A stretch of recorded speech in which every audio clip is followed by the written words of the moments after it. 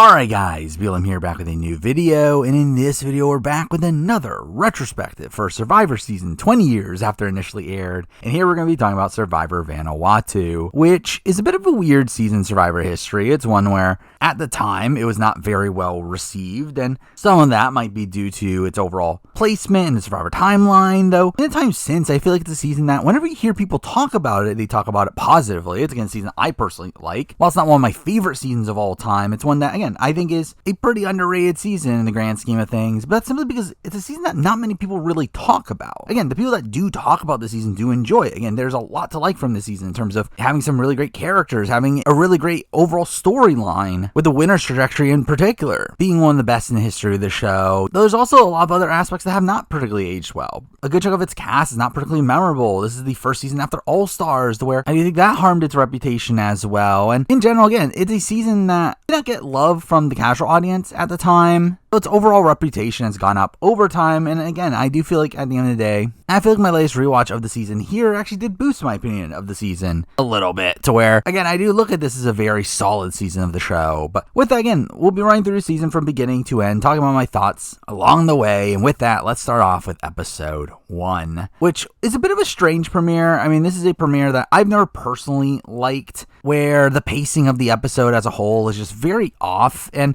a lot of it stems from the fact that this was initially supposed to be a 90-minute premiere, as most Survivor premieres are. However, this premiere was actually reduced to 60 minutes, supposedly only a week before it actually aired, where it was initially scheduled for a 90-minute time slot, but then they cut it pretty short before airing, to where, because of that, and also this opening ritual that was part of the show that was kind of necessary to show, it kind of leads to the overall pacing of the episode being very strange, with very little substance in the actual camp life scenes. But either way, the season does start with shots of volcanoes erupting, with Jeff doing his typical spiel on top of Mount Yasur, talking about Vanuatu being a land with cannibalism and black magic and sorcery, with this season actually taking pretty good advantage of its location and its culture, with the season itself here also even having a second subtitle for the first time in the history of the show, being called Survivor Vanuatu Islands of Fire, trying to further connect itself to its location. It does start a bit of a trend that gets continued on for a few of these later location-based seasons. Following that, we get the players arriving in a boat,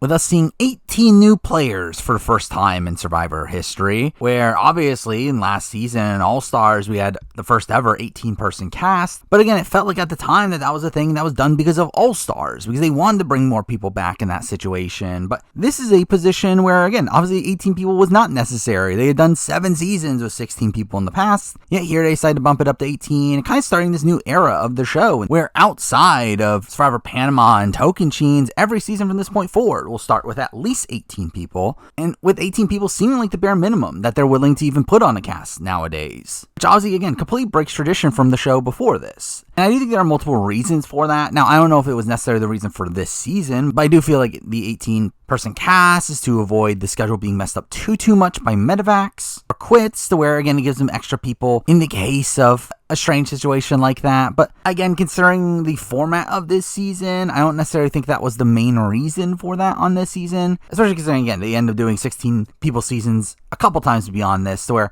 I think at this point it's probably just more so them wanting to try something new, where, again, unlike last season, which had 18 people, that had 3 tribes of 6, this is the first time they ever do 2 tribes of 9, which is not my ideal, if I'm being honest. I mean, I do feel like starting off the tribes on odd numbers is not my preferred format. I do feel like I would prefer to have even numbers. That way the game can feel a little bit more dynamic, in the sense that you are kind of forced to have bigger groups together, which, again, could lead to groupthink, but I think it also can lead to some more difficulty in keeping a group together, to where, again, as we see on this season, a simple majority ends up forming in the pre-swap phase, ends up being undeterred the entire time beyond that. But again, at the end of the day, I do think it's a pretty minimal difference there. But another aspect of the 18-person season that ends up affecting the format of this season is the fact that, obviously, with that means that you have to have double eliminations. I mean, the entire concept of 39 days was based around the concept of having 16 people. that was the point. 39 days was the perfect amount of time to have 3-day cycles and allow for one elimination every episode in the lead up to the finale. And with now obviously the addition of 2 more people, obviously that shakes up that formula. Now technically the formula had been shaken up already with Pearl Islands, where the Outcast twist essentially made it acted as if it was an 18-person season, and obviously All-Stars was an 18-person season. But through that, it does lead to certain rounds of gameplay being obviously extremely shortened from what the initial premise of the show was. And again, the fact that we now consistently have these larger casts making these shorter cycles at points a necessity, I do think it ends up being a change that, again, at the end of the day, now it's like it is what it is. I mean, they're obviously going to stick with it. Obviously, they made the entire season shorter at this point. But I do think if I was a fan of the show at the time, I think it's something that would have bothered me. And another thing I do want to talk about with this season, before we actually run through the events of it, is the season's placement within the Survivor timeline. Obviously, this is a season that aired immediately after Survivor All-Stars, which was this really grand season of the show, one that, while I think opinions of it kind of were mixed at the time, obviously I do feel like the Robin Amber storyline was just such a major one, just in general. Again, it was the All-Star season. It was the season where you got the best of the best back for the show, and to have this season be the follow-up to that, obviously that's a tough act to follow. And again, sadly, I do think that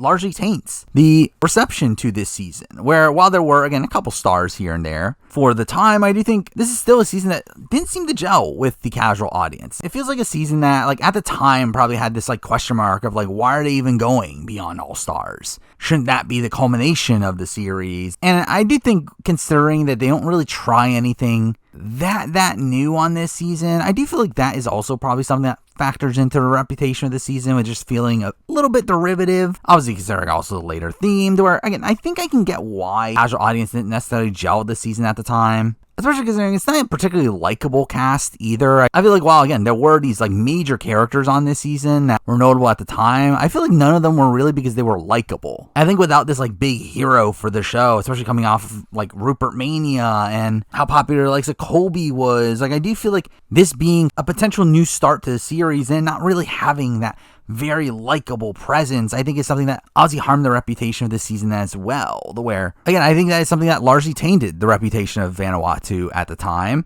to where, again, even Jeff does not particularly like this season. Now, it's not amongst his like least favorite of all time from what I understand, but it's definitely not a highly rated one for him. And to be fair, he has more personal stakes involved with it that we'll obviously later talk about. But still, again, it's a season that I think is interesting to assess in the fact that obviously nowadays it's a more revered season. Again, people do typically like Survivor Vanuatu when they watch it. But I do think there's a lot of outside factors that play into why this season wasn't as loved at the time. But back to the main events of the show. Again, we do start this season with a lot of Vanuatu's culture being baked into this opening, where we see tribal men starting to row towards the boat that the players are on, with all the players being confused at what's happening there. Where you have Jeff telling them that they have to be granted access to the land before playing the game, meaning that they have to take place in a tribal ritual, which again takes up a good chunk of the early episode, which again just kind of messes with the pacing a bit. Kind of makes it so that we don't really leave this episode knowing this cast particularly well, which again I think is also another thing that might factor into the season's reputation. But first, we have the players now having to get into a canoe and row the shore, where we obviously get our first batch of confessionals here. The first confessional of the season coming from Mia, which is kind of a random person to get a confessional here, but that's followed up by a more entertaining presence in Bubba, who talks about having just learned to swim 6 weeks ago and proceeds to tip over his boat. In this moment, we do also see that he's wearing a Bob Barker shirt, which is something that is pretty notable in the Survivor community. I think Bubba is mostly known for the fact that he was able to wear a Bob Barker shirt on the show, which again is an interesting quirk here, though something that never really tickled me as much as it seems to do for a lot of the online community. But anyway, we have their arrival at shore, where the tribal men rush towards them with spears, giving us this episode's title of They Came at Us with Spears, which again is a pretty good title for the episode, though. We hear see tribesmen just yelling in their faces, with JP saying, "What are we supposed to do, defend ourselves?" It's kind of a strange thing to say, but this is where we get our introduction to Rory, who I adore as a character on this season. And this is such a fantastic start to his character, with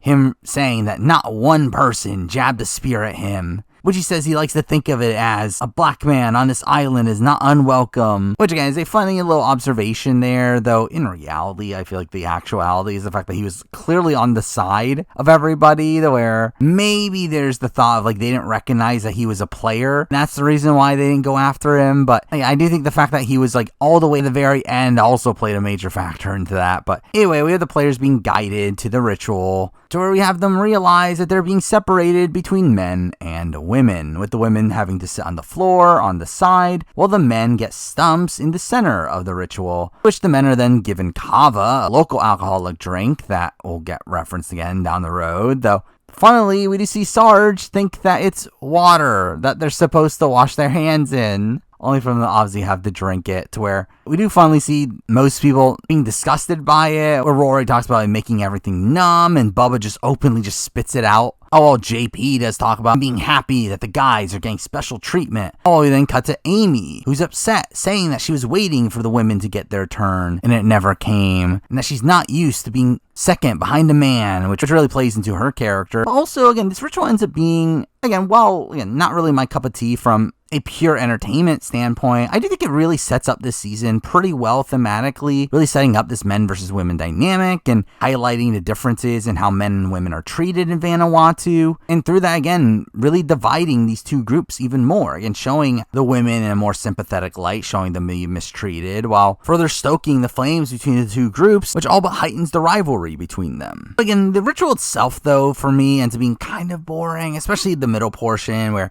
we get tribal dancing, and we get them bringing out pig and killing it, and then putting pig blood on the men, and all this is just so uninteresting to me. But through this, we do get an intro to Dolly, who talks about being used to this because she's a farmer, which is funny that she gets this intro, as this is a point in Survivor where obviously not everyone's going to get their personal segment, or we're not really going to get to know a lot of these people from the outside world particularly well. Yeah, it's funny that they do this for Dolly. Anyway, the final part of the ritual here ends up revolving around a spirit stone that is meant to be luck for whatever tribe gets it, or once again, only the men have the opportunity to get it for themselves, where if they fail their task, the women get the stone instead, which again, none of this really matters. But again, it plays into them embracing the location's culture. But the task here ends up having them have to climb up a pole that's greased with pig fat, to where they have to grab the stone from the top. And through this, we do get this funny little moment of the chief having to pick one of the men to do the task, to where we see him initially point at Sarge, only for Sarge to duck, obviously not wanting to be picked here, leading to the chief ending up picking Brady instead. Brady, the FBI agent, which is pretty much the only thing he's known for in a modern day, even though he actually does have a pretty big role in this episode. But again, he kind of ends up unceremoniously getting the stone here, to which when he does, it starts pouring rain, which is actually pretty insane. This is like a common occurrence on this season. Whenever the spirit stone is somewhat relevant, it rains immediately afterwards. But anyway, this is where we do learn how the tribes are going to be divided, obviously being divided between men and women. To which this is something that Jeff claims, even post-show, that this was a thing decided by the tribe chief on the spot, and it's something that I just genuinely do not believe. I find this so hard to believe, that they're literally going to shift up their entire plan for what the tribes are going to be, because the tribe chief at the last second told them to do so. Now, I'm not saying that I don't think that this division was done because of what the tribe chief wanted. I think it's definitely possible that the chief told them before the filming of the show that he would divide them between men and women, and that's why I ended up going through with the theme. Yeah, I find it so far-fetched to think that this is actually a thing they decided at the very last second, especially considering certain comps and even the balancing of comps, just general format aspects of the season that I don't think work nearly as well without this theme involved. But also, obviously this is a theme that they just utilized on the show. I mean, this is a Battle of the Sexes season, something they utilized in the Amazon, something I think that they thought went pretty well on that season, where that season was very well received at the time, to where, again, I think it's definitely possible that this is simply just them wanting to milk that theme once again, which kind of leads to the start of this season feeling a bit derivative, even though I actually feel like the season plays out radically different to the Amazon, where, again, the Amazon was a season where the cast was a lot younger, and there was just so much talk about who wanted to hook up with who, and by the time the swap, there was so much intermixing of the men and women at that point, to where it kind of nullified the general theme by the end. However, I feel like this is a season that the theme actually ends up being utilized throughout the entirety of it. And I think there's multiple factors towards that. Again, obviously this is a cast skewing older. And through that, again, obviously not as much talk about hookups. We get a much more blue-collar centric cast, which ends up leading to a very different tone to the season. And through that, again, we get a more genuine battle of the sexes on this season. Again, a season where the men and women were pretty divided the entire time. And while, again, there was intermixing at very minor points, the season still is revolved around these gender-based alliances that I think definitely excels this season. It makes the theme actually matter on this season, unlike Survivor Amazon. But interestingly, at this moment, we get 2 confessionals on the show, seeing 2 reactions to this twist, 2 very different reactions, and 2 reactions that actually end up stemming from the 2 finalists of the season. So we're here from Twyla of her saying, "Oh Lord, what'd you put me into?" and being upset that she's going to be with some prissy ones. And again, obviously it's being a solid intro to Twyla, with this just kind of being her attitude the entire season. So where she's someone that is clearly annoyed by the men versus women theme. Well, then we cut to Chris, who actually revels in this theme. This being his first confessional here, with him saying that the theme is perfect, as he can outsmart 8 men more than he can outsmart 8 women. That women stick together and are thick as thieves, while men are deceiving, mischievous, untrusting, and men he can manipulate, I guess, even though, again, the things he just said doesn't really make sense with the concept of him being able to manipulate them, but either way. And Trip,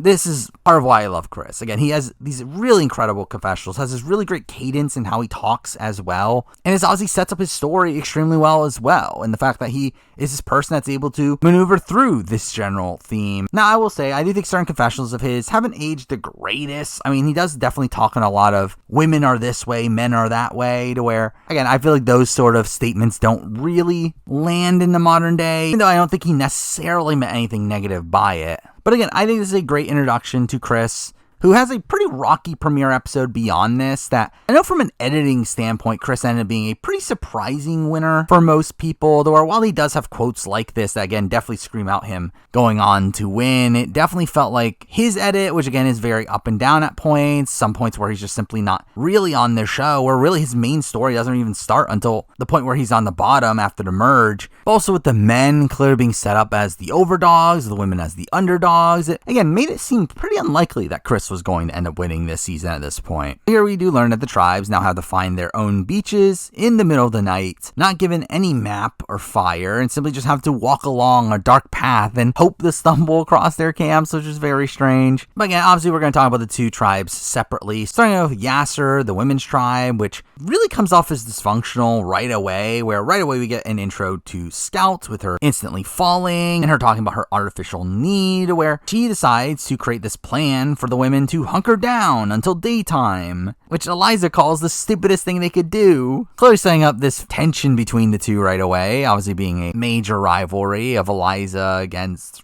really everybody. But here we do see them really struggling to come to a decision on whether or not to find their camp right away, which shows them not getting off to a great start. But eventually they do get there the same night, to where I will also say, considering this is the end of day 1, that does lead to this being a very strange day 1 on Survivor here, where their entire day 1 is comprised of that opening ritual and just their trek to their camp, which again was in the middle of the night, to where, again, there's no real time for strategizing, there's no real time for camp building in that first day, which again feels like a very strange way to start off the season. But then we get to day 2 on Yasser, where instantly they do set up this divide between the young and older women, with Scout narrating here once again, talking about her being involved in the shelter building alongside Twyla and Leanne. Oh, she's upset at the other girls for just being along the beach, chitty-chatting, to where Scout ends up calling them sorority girls and that they're boneheads and they're like cattle. To where Scout, despite being this older and supposedly wiser chief of this tribe, she ends up having some really biting confessionals at points, with her again going after Eliza here, saying Eliza talks non-stop and that she wants to get her mouth out of her face. To Eliza, talking about her annoyances with Twyla, saying that Twyla just works on the shelter constantly, and it makes the other girls look bad in her mind. I do find how like Eliza does have a very accurate read on Twyla at this point in the game, yet again, seemingly doesn't really care to do anything about it. But with that, we get more content from Twyla, with her talking about there's too much chattering going on, not enough working, saying that they bitch, moan, and complain, and wants them to get off their ass and get shit done. We're obviously just showing Twyla talking very bluntly here, obviously very annoyed at the other women, to where obviously I think a lot of that comes from the fact that Twyla is clearly someone that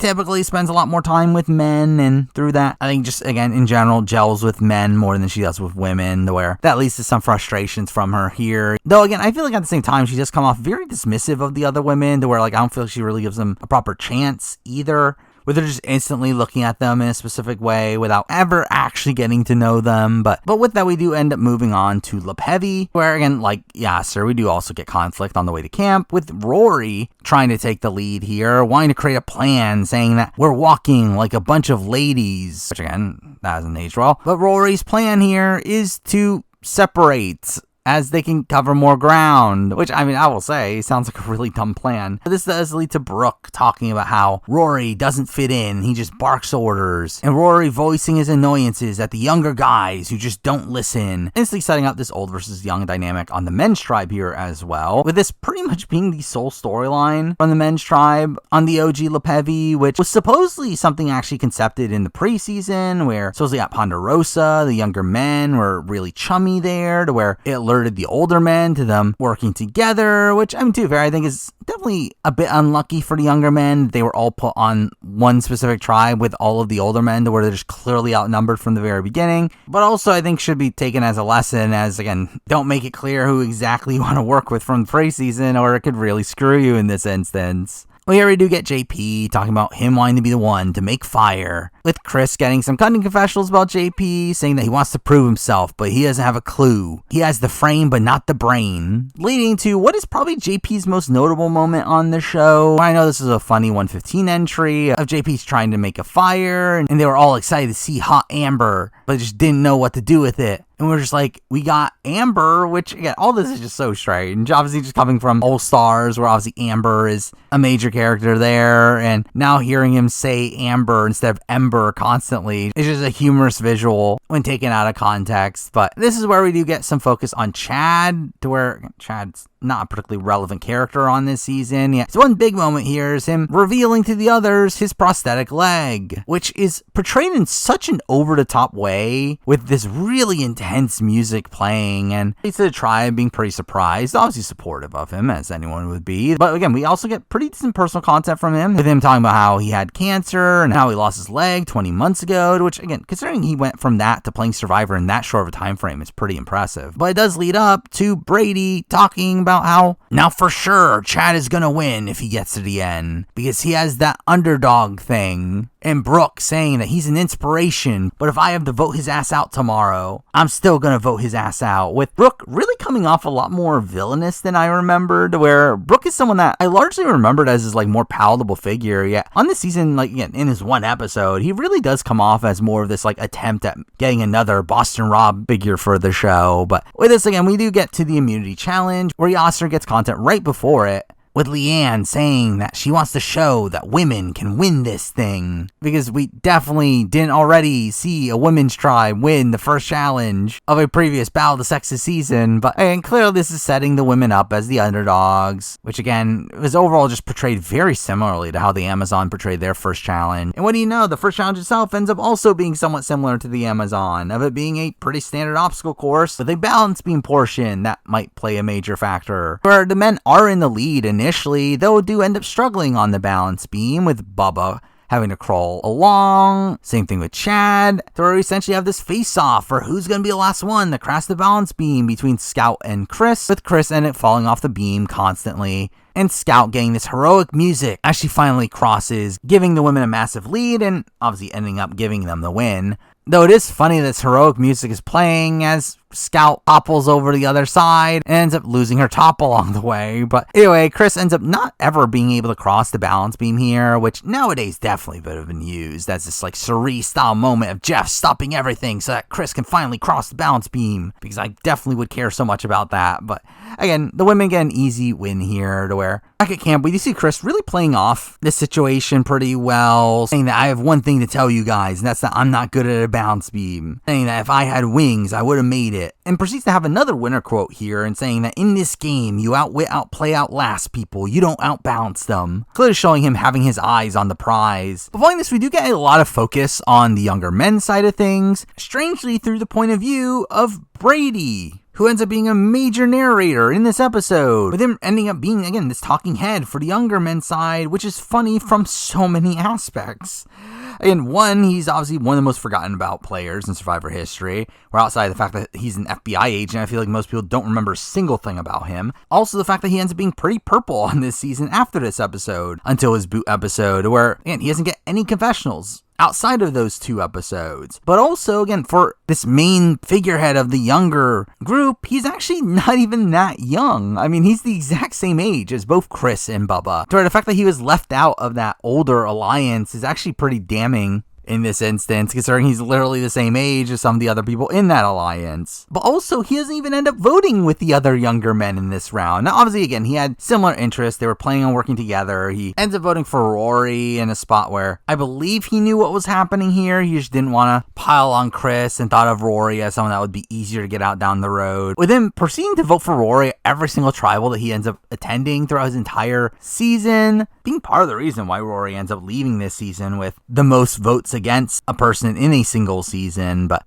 again, I feel like there's a lot of reasons for why Brady was just such a strange choice for a person to narrate this content for the younger men's side of things. But again, we do see the younger men talk about targeting Chris. They're considering they only have 4 people. They attempt to pull over Lee, aka Sarge, where I find it really funny how in this premiere they pretty much solely call him Lee, only then change it to Sarge unpromptedly later in the season. But this is where we do see Sarge really turning the tables on the younger men here, with, again, him thinking that they must be extremely close due to how chummy they were in the pregame, and also the fact that, again, they're approaching him as a solid group at this point, where it does lead to him organizing the stragglers, to where while Sarge doesn't end up being the greatest player by the end of this season, I do feel like Sarge actually pulls off a pretty strong move here in forming the Fat Five and really shaking up how the rest of the season plays out, where without this group forming, obviously there's definitely a chance that Chris could have been the first boot as a very easy scapegoat for being the one that lost the challenge. Now, to be fair, I do think he had enough connections outside that to where I think he probably would have been good. That grouping of 5 just feels like a kind of natural group to come together anyway, where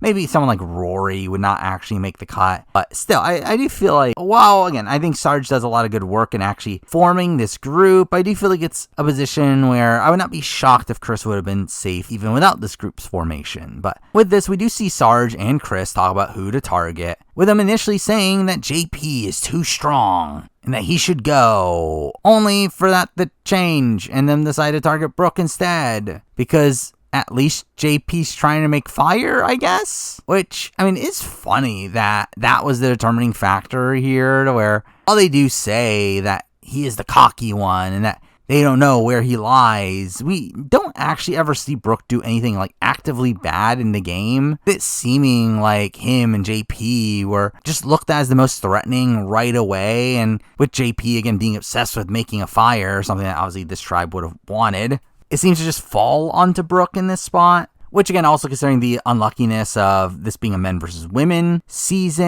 I think Brooke gets, again, very unlucky in the fact that I think he definitely had a lot of potential in a more naturally formatted season. But eventually we obviously get to Tribal, where we do obviously get a lot of talk about Chris having failed in the challenge, to where we see him funnily pivot it onto Rory and talk about how Rory's getting on everyone's nerves. But really, most of this content was not super interesting, outside of the fact that we do see Jeff try to do the same thing as he did on the Amazon, of talking about which women they want to hook up with, only for none of them to actually take the bait here outside of Brooke. And even he doesn't name names. So again, that was kind of funny to me. But we get to the vote where, again, the Fat Five here ends up taking out Brooke in a 5-3-1 vote, to where I do actually really feel for Brooke in his final words, saying that he didn't want to be the first out, and saying that he didn't learn much about himself, but he definitely got a schooling in the game of Survivor, which felt very un-new era of him. But again, I do really feel for Brooke. I feel like Brooke is someone that clearly wanted to be there. He's clearly a massive fan of the show, and for him to just end up being the first boot on the season, again, very much sucks, especially considering, again, I think he got very unlucky in how certain things played out on this season, to where I do think there's definitely a world where Brooke is a very competent player, yet obviously we're just never going to see that. And again, at the end of the day, it's like, do I ever expect to see him have any chance at playing again? Probably not at this point. I mean, even if there was a first boot season, would they even remember him? Also, again, they're not doing a first boot season. So again, I think Brooke is sadly someone that's never going to play Survivor again. Yet, again, I think would have had a very interesting arc on a return. I think I personally would have, at the time, been hoping that he would somehow get a second chance, yet obviously all that's for naught at this point. But with that, we then move on to episode 2, an episode that I really enjoyed. I think it has a very interesting outcome that, while again, derivative of a certain thing that happens on the Amazon, I do feel like the storytelling of this one in particular feels a bit more interesting to me. But with that, again, we do start off in the Lepevi tribe, where really they did not get that much content, where we do get a lot of focus on the survival aspects of the show, with Bubba saying that last night he slept like a baby, aka woke up every 3 to 4 minutes and cried, which it's actually a pretty decent confessional from him. And we get some focus on them unsuccessfully being able to start a fire, but this does transition to a bit more strategy talk, where we see JP asking Bubba if his name has come up, with Bubba admitting that it has. And this ends up being a really awkward conversation where JP is just so intense throughout this entire thing, where I think you can very clearly tell why JP did not really gel with the majority group. Yet, strangely, it's not the justification for JP being a target here, where instead we have Bubba literally telling him to his face, "You're too big of a threat," saying your personality and your great looks, that's a threat, I guess, and that he needs to think about his 4 children he has to make decisions for. But JP then turning this around to say that, well, if I had kids, would that alter your decision? With him having these like really intense eyes here. And again, he just looks pretty deranged in this moment, where again, I feel like I would have been a bit terrified if I was there with JP on the island. But anyway, with that, we cut to Yes Sir, where we get a lot of focus on them also struggling with the conditions, with them cutting down some bananas only to find maggots inside, and Dolly getting sympathetic content over her getting emotional about the conditions, which I wonder if that'll be relevant to this episode. And it's funny that this is followed up by Twyla just continuing to complain about them, talking about how the other women are not mature enough or physically strong enough, that they don't understand the game, coming from someone that has a complete misunderstanding of jury management. So if they want to be pampered, they should go back to the Holiday Inn, which all felt like this like parody of what someone would say to someone struggling on Survivor. But anyway, we do get a reward challenge in this episode, a challenge that, I mean, as I mentioned, I think this is kind of one of those that I do not think this is a challenge that they would have done if it was not same-sex tribes, where this is one where they stand along a balance beam and they have to get everybody across, though in doing so they can only touch one person at a time, essentially leading to a lot of close contact between these people, where I cannot imagine a world where this was supposed to be one where men and women on the same tribe, and that just gets very icky. I mean, this is literally coming after the Sue situation happened the previous season, which was obviously a massive controversy, caused them to get into a lawsuit, where again, I cannot imagine they would do a challenge where they would have men and women essentially having to coddle each other as they move along a balance beam immediately after that situation happened, where to me this is again adding to the proof that the men versus women dynamic was something decided much early on in production. But also I'll say I didn't love some of the content throughout this challenge, with it having some like very homophobic undertones, as the show like portrays like, oh my god, it's so funny that 2 men are touching each other or holding each other for a little too long. But here the women do pretty easily win here, with Mia ending up dancing to the finish line, which is humorous as we cut to the Lepevi following this, with Rory being upset at Twyla's dancing, only to be corrected in that it was Mia. But again, this ends up being another of these great moments from Rory, and him saying that they should show some class. So she gets in a bit of a tiff with Sarge over this, with Sarge saying that we would have done the same thing, only for Rory to say that I don't think we would, and that was nonsense, that was classless. And asked Sarge if she was a man, would you have taken that? To which Sarge says that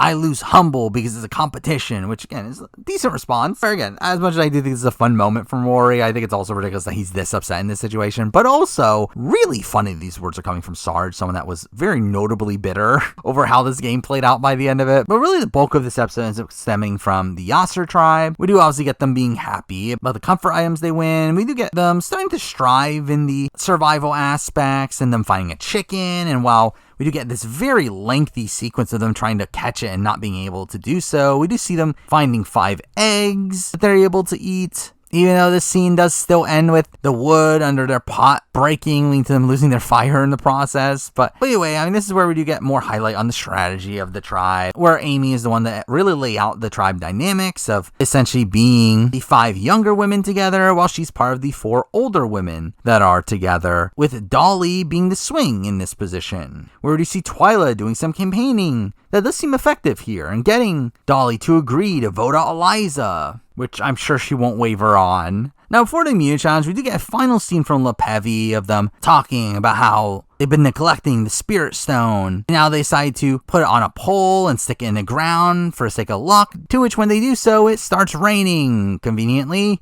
And it takes us to the immunity challenge, where, what do you know, they end up winning. Though it ends up being a really fun challenge here, as being the blindfold challenge, where you see Scout and Sarge leading the tribes, obviously leading to the typical montage of people getting accidentally injured along the way. But really the more fun content for me really stemmed from Sarge's involvement in the challenge, where we do see him unsurprisingly acting like a military leader here, yelling out clock positions. And it does lead to one of my favorite character moments of this entire season, in which Rory is wanting to help out here despite having nothing to do, where he tells Sarge that he's going to help direct people back to them by just yelling out LePevy over and over again, with Sarge instantly telling him to just stay still and be quiet, only for him to do it anyway, leading to this really funny moment of Sarge literally just going on to yell at him, saying, "Hey, you're messing me up right now," and that clearly scaring Rory into stopping there. But anyway, the men do end up winning the challenge. Their first challenge here, with the women really struggling throughout with Scout's poor direction,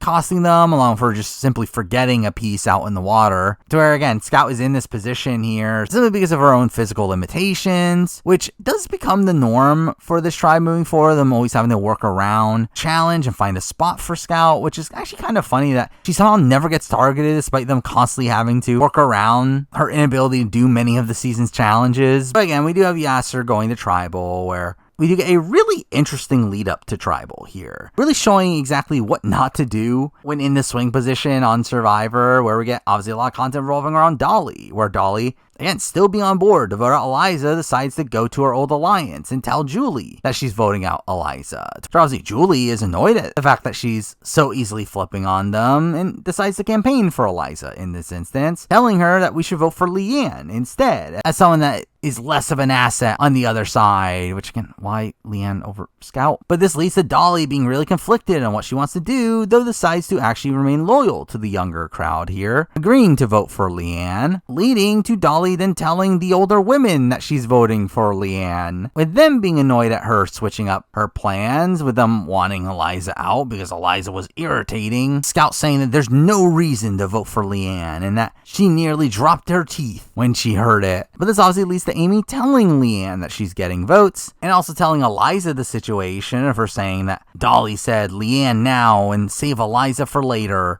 proceeding to say that Dolly, Julie, and Mia are running the show. And Eliza says that she doesn't like that at all. With this obviously being them corroborating notes here and recognizing that Dolly is playing both sides, where Eliza mentions, why don't we just vote out Dolly? Obviously utilizing the strat of voting out the swing vote, something that we obviously saw Robsters Nino do back in the Amazon, and him voting out Christy, a move that I don't actually think is the right call in many instances. I feel like it's a move that really reeks of desperation. It's a move that I think you should only really make if you kind of failed in keeping the swing vote on your side to begin with, as I think in most situations it is for sure better to just get rid of the person who you know is on the other side over the person who is in the middle. And I feel like this is actually a worse situation, where I think it was actually much more understandable for Rob in Amazon to get rid of Christy, as, again, if he gets rid of Christy, he still has the majority following that. Eliza's in the spot where she's essentially giving up the majority by taking out Dolly. So while I understand that Eliza is scared that she's going to be voted out, if she doesn't pull off this move, that still doesn't really stop her from still voting for Leanne and being able to get an outright majority, where instead, again, she ends up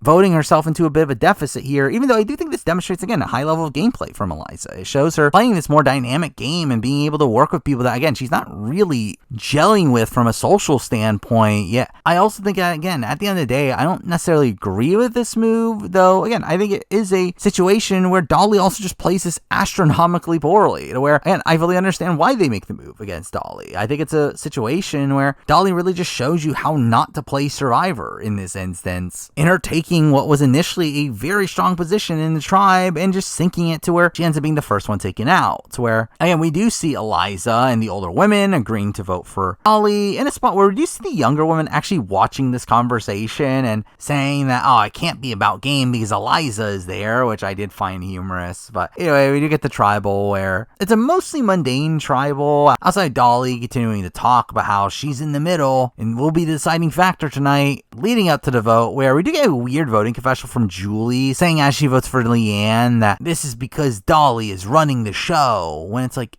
you were the one that convinced Dolly to vote for Leanne. What are you talking about? But anyway, it ends up being a 5-4 vote with Dolly. Then you take it out in a pretty great blindside here. Some pretty great reactions. To which Dolly leaves saying that the game was too much for her, which again, I think was pretty clear based on all the content we saw surrounding her. But with that, obviously, we lose Dolly, who I like to roll on the show. I think Dolly is a player that, again, seems pretty bad. To where while there seems to be some decent social ability from her. Again, she had half the tribe on her side initially, and the minority felt like she was someone that could be pulled over as well. Though, again, she definitely was in a seemingly decent position in the game, yet just blows it all up. Plays pretty much as badly as you can. Goes from potentially what would have been towards the top of a power ranking and ends up being just completely out of the game. So again, I think Dolly plays this really terribly. Again, I think her downfall in this season was something that was really interesting to see. With that, we move on to episode 3, a very strange episode here, and this kind of being the part of the season that, as I mentioned before, feels like very reflective of the format changes that were necessary because of the 18-player season, and also very strange that it's happening so early in the season, kind of breaking up the status quo of the season so early on in a way that felt like a pretty strange choice from a production point of view. But the episode does start with some drama on Yasser, with us seeing the likes of Julie, Mia, and Lisa being upset over the Dolly blindside, and Eliza trying to do damage control here, saying that she did what she needed to do as she didn't trust Dolly, but she's 100% working with them and wants to get rid of Twyla, only for us to see Mia talk about not trusting Eliza, saying that she only trusts Lisa and Julie, which I'm sure will go well. Always see Lisa talk about how she doesn't trust Eliza either, but she has a backup plan, which doesn't get talked about again in the episode, but obviously it meant not working with a group she was already working with, as they wouldn't have numbers anymore, as again, because of Dolly getting voted out, it leads to this being a 4v4.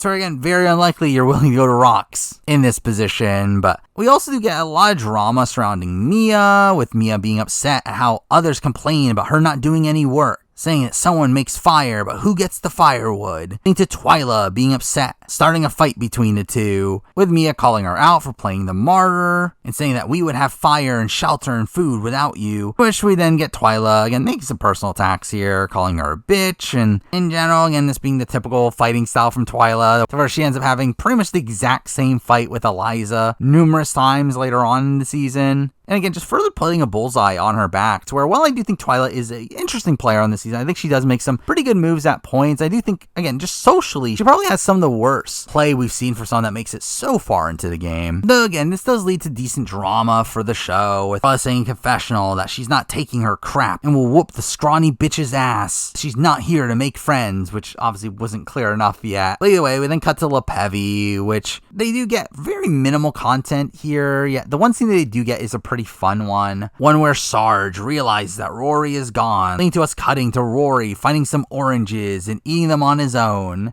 with Sarge saying that he gets under his skin and that he's not a team player. Obviously all being a red herring here for later in the episode of Rory being a potential target, but this does lead to this fun back and forth between the two, as Rory reveals that he found an orange, and Sarge saying that's cool, which obviously felt very frosty. We do get a great confessional from Rory in this instance, saying that Sarge wants to dictate when people take a crap, but I'm a grown-ass man, I don't take orders real well, which, again, the phrase, I'm a grown-ass man, has always been one that's really lingered in my mind. Definitely one of Rory's more quotable lines there. But anyway, we do see the tribes eventually getting tree mail here, revealing that today has another immunity challenge. Obviously, they're being shocked from the cast here at how are we having an immunity challenge already, as again, while it's not properly explained on the show, I mean, this is literally the next day after Dolly boot. This entire episode happens over the course of one singular day, which again is something that we do see in the new era kind of often nowadays. Yet for the time, again, this is pretty surreal. I mean, obviously it's happened before with situations like the Outcast twist, and it happened with the Colby boot and All Stars. Yeah, again, for this to happen this early on in the season is something that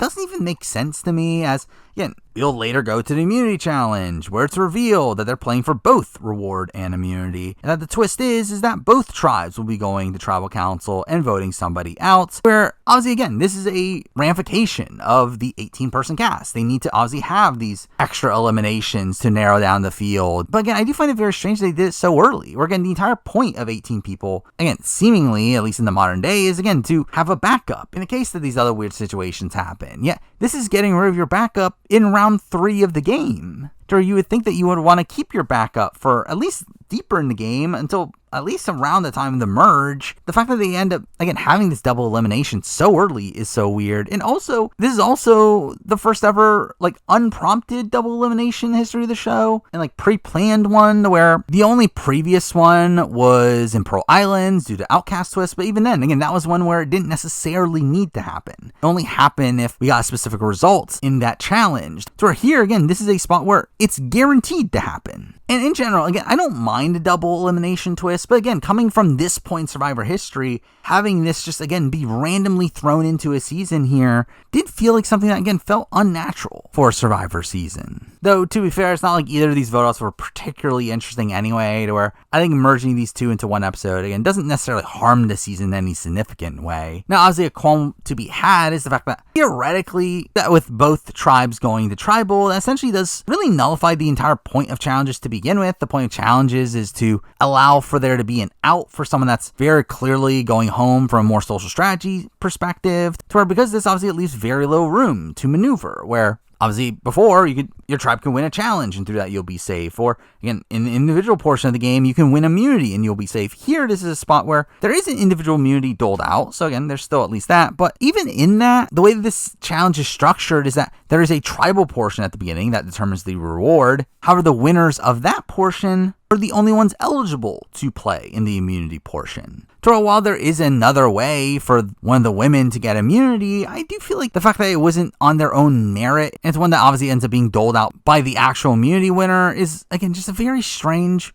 way to be handling this, making it feel like, again, for someone that was on the losing tribe from the reward portion, it does kind of screw over that player, not giving them as much of a chance to save themselves. But straight up, I did find the challenge here mostly boring, where the tribal portion ends up being a pretty mundane jailbreak style challenge. That's Lepevi winning pretty easily. Scout once again coming off as a liability there. All the individual challenges, them having to dig up puzzle pieces, then form a ladder, to which we do see Chad initially doing the best through the dig. John K ends up winning the challenge by the end of it, which is really funny, as who is John K? Or outside of him being a mechanical bull operator, I mean, again, there's nothing particularly interesting about him. So it's funny how he just pops on the show at this one instance where he was completely invisible up to this point. But again, we do get the reveal here that John will not be going back to the Lepevi tribe, and instead go to camp with Yasser. Where he has to decide on who to give immunity to on Yasser, in a spot where he can't talk to his other tribe members in a lead up to their tribal, which all this is just so convoluted. Now, obviously, this is the first time they had done a twist like this, so I guess you can kind of excuse him for that, but again, just all this felt very strange. So why not just give the other tribe their own chance to win immunity? Also, again, why separate John Kenny from his tribe? Why not just give him, again,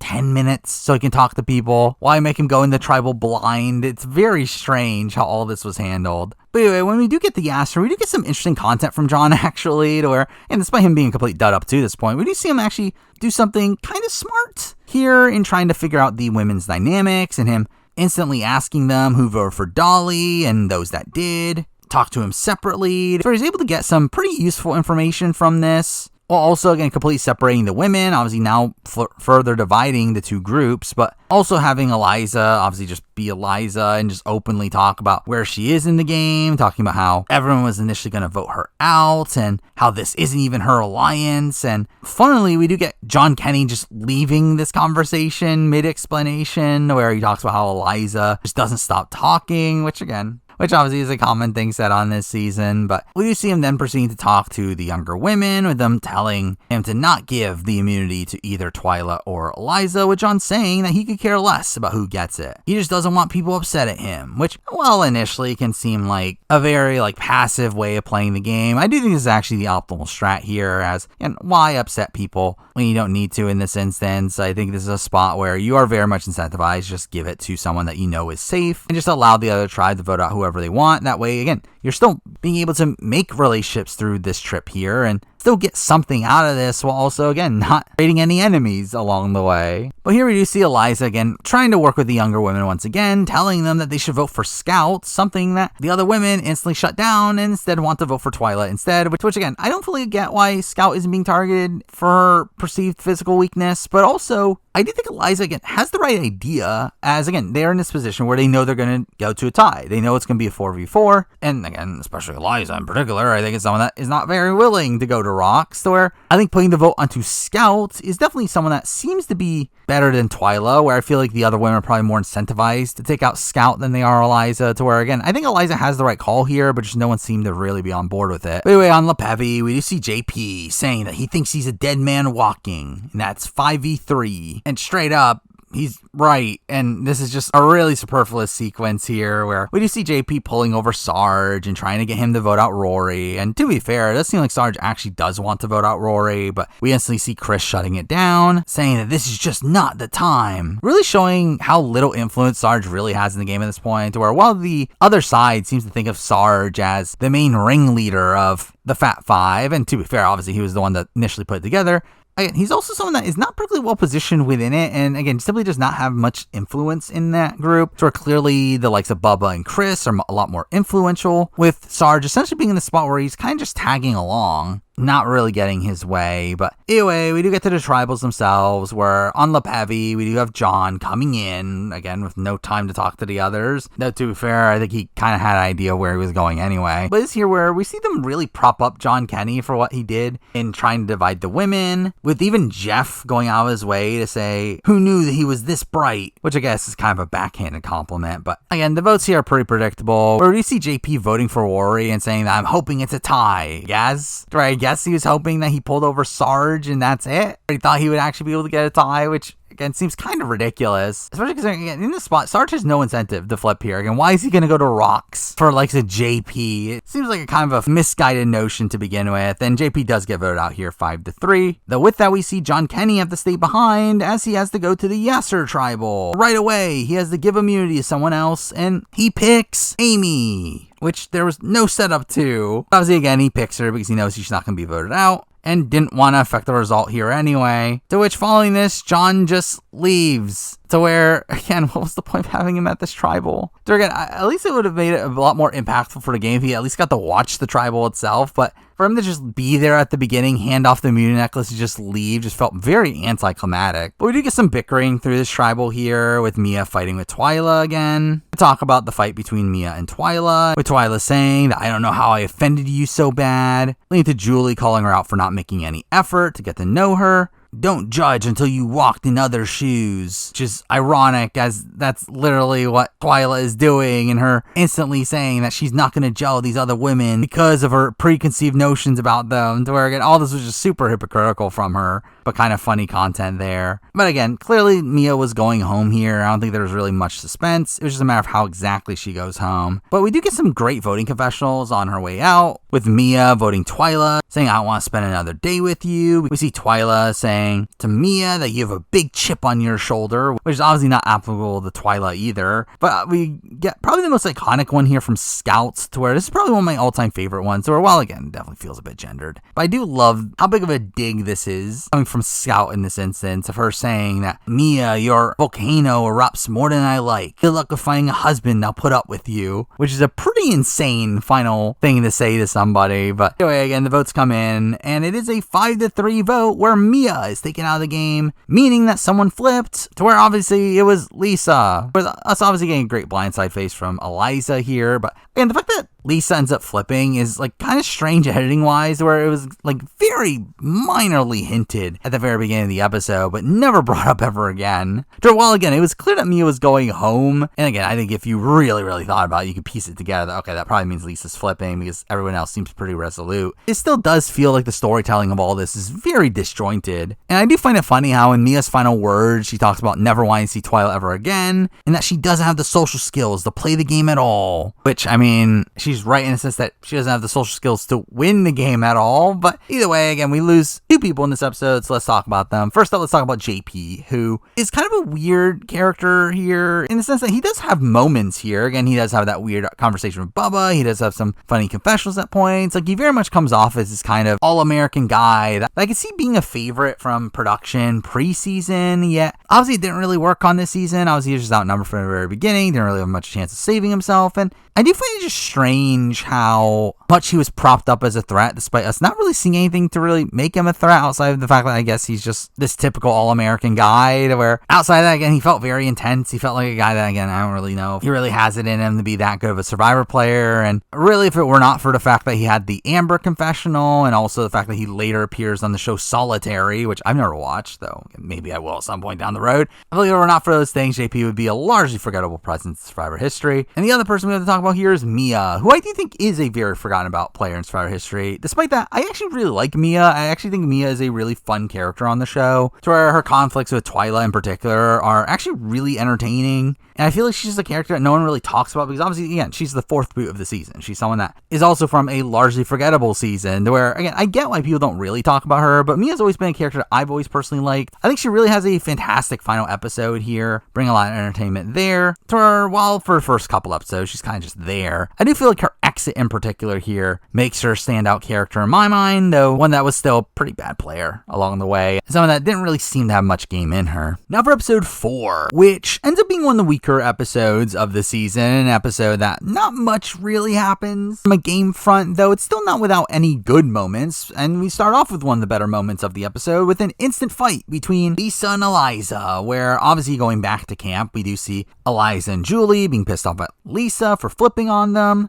with Eliza even saying that she forgave me only for her to do the same thing, and proceeds to call her a hypocrite, which is like, aren't you the hypocrite? She's getting upset at Lisa for literally something she literally just did that she wanted them to forgive her for. So the fact that Eliza doesn't forgive her, again, is kind of the most hypocritical aspect of this. This does have Lisa saying that she's okay with Eliza being upset at her as she's now with the alliance of the older group, which is, again, kind of misguided of Lisa here. Now, again, her call to flip on the younger women, I do get, again, why are you going to rocks for them? I think that's dumb. But for Lisa to actually think that she's now in a solid majority alliance is also really dumb. As, again, you just joined them at the last second, to where obviously you're not going to be a trusted member within them. And again, we see that pay dividends for down the road. But anyway, we do get a reward challenge here, to which this ends up leading to probably the most notable aspect of this episode, in that the reward for this challenge is Da, a local tribesman that will spend 24 hours with the winning team, to which Jeff says that he's a rock star on the island, as he will go and improve their living conditions, which again leads to some fun content later on. But the challenge itself ends up being a pretty lame one of them just doing a simple match game, which we do see done a few times in this era of Survivor, though again, it's not a particularly interesting challenge to watch, to where it feels like a challenge that was simply here for balancing reasons, because they obviously didn't want to do anything overtly physical, any challenge between men and women. But it is funny how they frame it as if LaPevia has won the right to go first, which is like, isn't that bad as you're making your turns with less information? So again, that's not much of a win. And again, we see that pay dividends here, where LaPevia ends up accidentally revealing all these pairs that Yasser is able to get points for, giving Yasser to win, where we go to Yasser. And again, this leads to a pretty fun segment here with Da, of him pacing around the camp and showing them a billion things all in a row, to where we do get a lot of awkwardness here from the fact that he clearly doesn't know how to speak English, and through that, there wasn't really much communication with him. It was simply just him walking around and doing stuff, and the women chasing him around the island as he unpromptedly does things for them, like cutting down coconuts and finding manioc and sugarcane. He ends up making a bed for them by splitting bamboo in half. And I do love this moment after all this moment of him seeming to think that he's done, as he showed them everything that he knows, only for Amy to say, "What about fishing?" leading to him having this exasperated look on his face. And again, all this was a fun segment that you do see get mentioned here and there, to where again, it's the most notable aspect of this episode, though still not anything too great to really elevate my overall opinion of the episode. But again, it is kind of funny though, following this, that we see them sobbing as he leaves, which is like, I mean, this is a guy you knew for a day. And really the rest of the episode ends up focusing on LePevy, where we see John complaining that all the good athletes are gone, and why are we letting the fat dudes run the show? It doesn't make sense to him, which is some of his only content in this episode. That's where we primarily focus on the minority's point of view from Brady instead, with him saying that not much is in the air and that the only thing he can do is fish, as he hopes to change one or two people's minds by catching fish, which leads to some Dodo content from him, and him coming back with some fish only for Bubba to say you didn't even give them a chance to grow up, with it being revealed that all he catches is small fish. So again, the fact that he's thinking that this is what's going to save him in the game is actually really funny to me. But this doesn't end up transitioning to personal content for Bubba, of him talking about how he's struggling out there as he doesn't like plantains. You hear him talk about food, reminding him of his family, where, and this is decent personal content for him, and it does lead to us seeing Rory consoling him, with Bubba saying that Rory is misunderstood, only for us to then get a fight between Rory and Sarge, where this is kind of a ridiculous fight of Rory just throwing a fish on the ground, leading to Sarge being pissed off at him, clearly setting up Rory as the red herring for this episode, Brady utilizing this to throw Rory under the bus, mixing that with the fact that Rory also struggles to find fish later in the episode, and again tries to put the target onto him, which it does seem like Sarge does bite here, with Sarge really wanting Rory out of the game in this spot, but it never felt like an actuality, as again they just simply didn't have the numbers. Even if Sarge wanted to do this, it didn't seem like anyone else was actually on board with it. But anyway, we do get to the immunity challenge, another pretty simple puzzle challenge here, where they have the range colors so that there's no more than one in each row, obviously similar to a Sudoku puzzle and similar to puzzles we'll see down the road in Survivor. But this one is done with one player with an overhead view and is calling to the rest of the tribe, where we see Rory and Eliza be the two callers here, to where finally both sides end up just not listening to their callers, initially especially with the men's side in particular being really chaotic, to where we see them arguing within each other, to where eventually the women do get it sorted here, and Eliza ends up leading Yasser to a pretty easy win here. But again, this leads to Sarge being even more upset at Rory, as all he did is look with a blank stare, and he couldn't figure it out, and proceeds to try to flip the vote, only to fail, obviously. Well, you see Sarge saying that if Brady gets voted out, he loses his work partner, and it even says that he would want to go to the end with Brady, which kind of comes out of left field, but and talks about Rory being a bad seed, and again, all this just being pretty bad content for Sarge, and him being unsuccessful and getting his way, again, despite the fact that Sarge was kind of painted as the leader of this tribe. Again, he really had no say in what was going on. But we do get an interesting moment from John Kenny before Tribal, where we do see him campaigning against Rory to Bubba, only for Bubba to tell him to vote Brady, which obviously he does end up going through with, but also again showing this kind of understated relationship between John and Bubba that probably kept John safe in the game at this point. Though again, we do also get a funny little moment from this of them talking about who the leader is, only for John to say you to Bubba, and Bubba say, no, it's Sarge. And clearly being this notion that the other older men were trying to paint Sarge as the target, to kind of put a target ahead of them, with Sarge again at this point kind of being their scapegoat, but also again showing Bubba in a pretty solid spot in this tribe, where obviously his entire game ends up crumbling in the following episode. But anyway, we do get the Tribal, where we do see Jeff being clearly annoyed at the men for voting out their strongest members, calling them out for playing an individual game too soon. And we do see him being annoyed at Bubba, where Bubba says that there'll be a new ball game next time, and Jeff says that he doesn't buy it. But again, we do see Brady voting for Rory, saying third time's a charm, only for him to be voted out unanimously. And again, with that, we lose Brady. Again, I think probably a bigger character on this season than most people remember, where I feel like Brady is a largely forgotten about figure in Survivor history. I think the only thing people remember of him is that he was the FBI agent. But in reality, I feel like, again, he had a pretty big premiere episode, and he had a pretty decently big boot episode, where I think there is a world where Brady is actually like a really competent Survivor player. I mean, it seems like he is someone that, while again, a bit too honor bound seemingly, in him wanting to vote out Rory, seemingly because he doesn't think that Rory deserves to be there, where Brady seemed to have a decent head on his shoulders, seemed to be pretty aware of what was going on in the game, to where, while again, it wasn't enough to really keep him for another round after this, again, he seemed to build this really strong bond with Sarge, and again, was seemingly doing some decent campaigning against Rory. It just, again, was never really going to work with this group. group. So obviously, I think his major failing is the fact that it does seem like John had better connections to the people that were actually running the show, while Brady, again, made a really good bond with the person that they claimed was running the show, just that he really wasn't, to where that ends up costing him here. But again, I think Brady is, like, again, a competent player, but not a particularly interesting TV personality. But with that, we then get to episode 5, which is where I do think the season gets a bit of a kick here. I mean, the first 4 episodes were, again, fine. Definitely a lot of character moments, a lot of arguments between people. I do feel like episode 5 is kind of, like, again, like the setup to the true start of the season that happens in the post-merge. But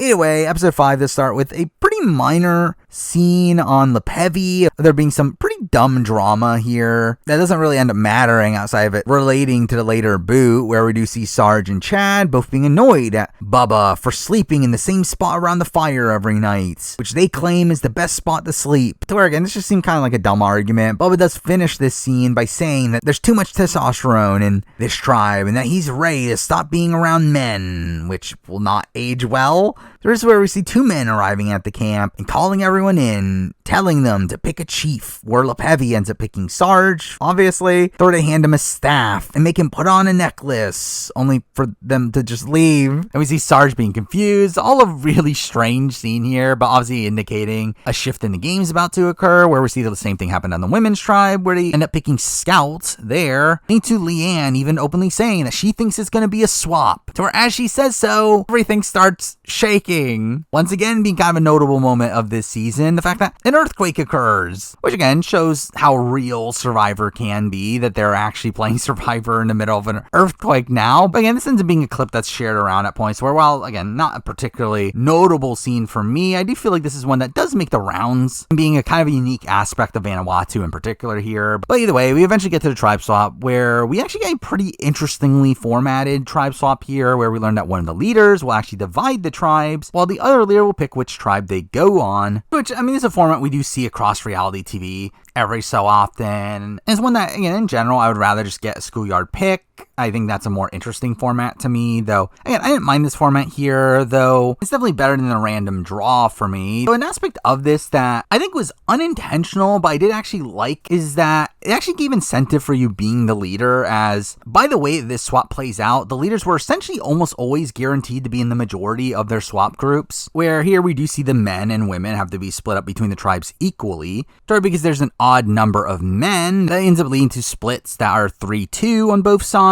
with the men having majority on one side and the women having majority on the other. However, because there's an extra woman, which ends up being Lisa Kiefer, she ends up having the choice of which of the 2 groups to go to which obviously she's going to pick the women's group, as why wouldn't she? Why would she swap into a minority? However, at that point, that is the point where the leader gets to pick their tribe, which at that point, why would you also swap into a minority? Where at that point, there is a very clear side that has a men majority, where again, if a woman did go there, it would technically be tied in numbers, but again, why would you do that over an outright majority? So again, when Sarge ends up getting the choice between, again, a men majority tribe or a women majority tribe, it's like, what do you think he's going to pick? And again, if it was the other way around, the same thing would happen, where again, this felt like a situation where the leaders were essentially guaranteed to be in the majority, which I actually don't mind that, as again, it kind of rewards them for being supposedly at the top of their power structure. To where again, like the actual choice by the end was again kind of a non-choice. However, something that is interesting about this is that this actually leads to the choice of who goes on which tribe to being actually the more important choice here, as this is a position where you can essentially handpick who you want to be on the tribe with. Now, it doesn't play out that way because again, I don't think Scout was really thinking about this that way. I think she was more so just trying to balance out the tribes. However, if she actually thought through this properly, again, she could have very much just picked all of her allies to be on the women's tribe and pick the 2 guys that she has the least incentive to work with to be on her tribe, to where she can kind of get them out before the merge and again stick with her numbers. So again, with this knowledge, again, she could have done something really interesting with this, but obviously again, she wasn't really thinking that far ahead. But by the end of the swap, I mean, essentially the way this plays out is that essentially only 2 people are swapped over from each of the tribes, essentially putting the people that were swapped over in pretty bad positions where you would think they would be pretty screwed, though obviously that notion is a bit inconsistent here. But here we do also end up getting a reward challenge, which to be fair was really boring, of them just diving into the water and getting these markers from these buoys that go lower and lower every time. And what I also find funny about this is that the reward for this challenge is being taken to a waterfall to indulge in Pringles, which just seems really lame as a Survivor reward. And it won't be the last time that we see Pringles on Survivor. But also, I do find it funny that Jeff ends up saying that I'll give you a taste by giving them a single Pringle per tribe, which is so pathetic. But we do have the tribes being tied coming into the final minute, with it being set up as Chris has to get it on his final attempt to get the win for LePevy, and in typical Chris fashion, he hams it up to the umpteenth degree of him coming back and pretending like he didn't get it because it was too deep, only from the Danielle, and I got it, to where they end up winning here. And really, this is the only real content we get from LePevy in this episode, is them on the reward, which again is pretty humorous as we see them really gloating over these Pringles, with Sarge saying that it tastes like gold, I guess. But again, the dynamics on this tribe are now that Julie and Twyla are essentially on the bottom, which John Kenny is very happy at that fact, which will obviously work out for him. But really, none of the content in this episode ends up being that significant from them outside of this initial setup of the relationship between Chris and Twyla, with them bonding over having similar jobs, them both being in highway transportation, which is pretty insane that specific of a job was cast twice on this cast. But obviously, this leads to them eventually forming a final two that does last the entire season until the end of the season, and kind of being a perfect fit for how both of these players wanted to play the game, with Twyla obviously coming in wanting to work with the men and constantly talking about how she's able to gel more with the men than the women. So obviously she seems to have a new leash on life on this men's tribe, while Chris ends up getting what he wants as well. To where Chris is in this position where, again, while the show very much shows it as if he was very happy to be with the men and that he thinks he could deceive the men better, I know Chris has said in other interviews that he was actually disappointed at this fact that he was stuck with the men, as his plan coming into the season was actually to try to be the next Colby and Tina, that he wanted to find this like older woman that he could pair up with and that they could run the show together. To where, again, this essentially plays into that notion. He is now here with Twyla. That's kind of this perfect ally for him, this person who, again, does go out of her way to save him down the road, but also someone that can't win at the end and is very beatable for him. To where, again, this is a very beneficial relationship for him, even though it doesn't really seem like it pays much dividends until really the final 7. But really outside that, obviously we get most of the content from Yasser, where there it's a 5-2 majority for the women, with Rory and Bubba being on the bottom, pretty much being doomed in this position, where while on the other tribe, again, there was, again, a 4-2 division, and John was someone that was very up in the air. Again, this felt a bit more solidified, where there wasn't really much incentive for the women to flip on each other right away. And we do see Bubba saying that he's nervous to be with all women, as they could vote him out, saying that he's sweating like a prostitute in church. But this does lead to some pretty interesting content from Lisa saying that she wants to show the men how to do things around camp, only for Amy to say why. With Amy saying that she's happy to see Rory and Bubba do work, but is upset to see the girls' bond disappear and that she's not going to show the men any secrets, with her saying that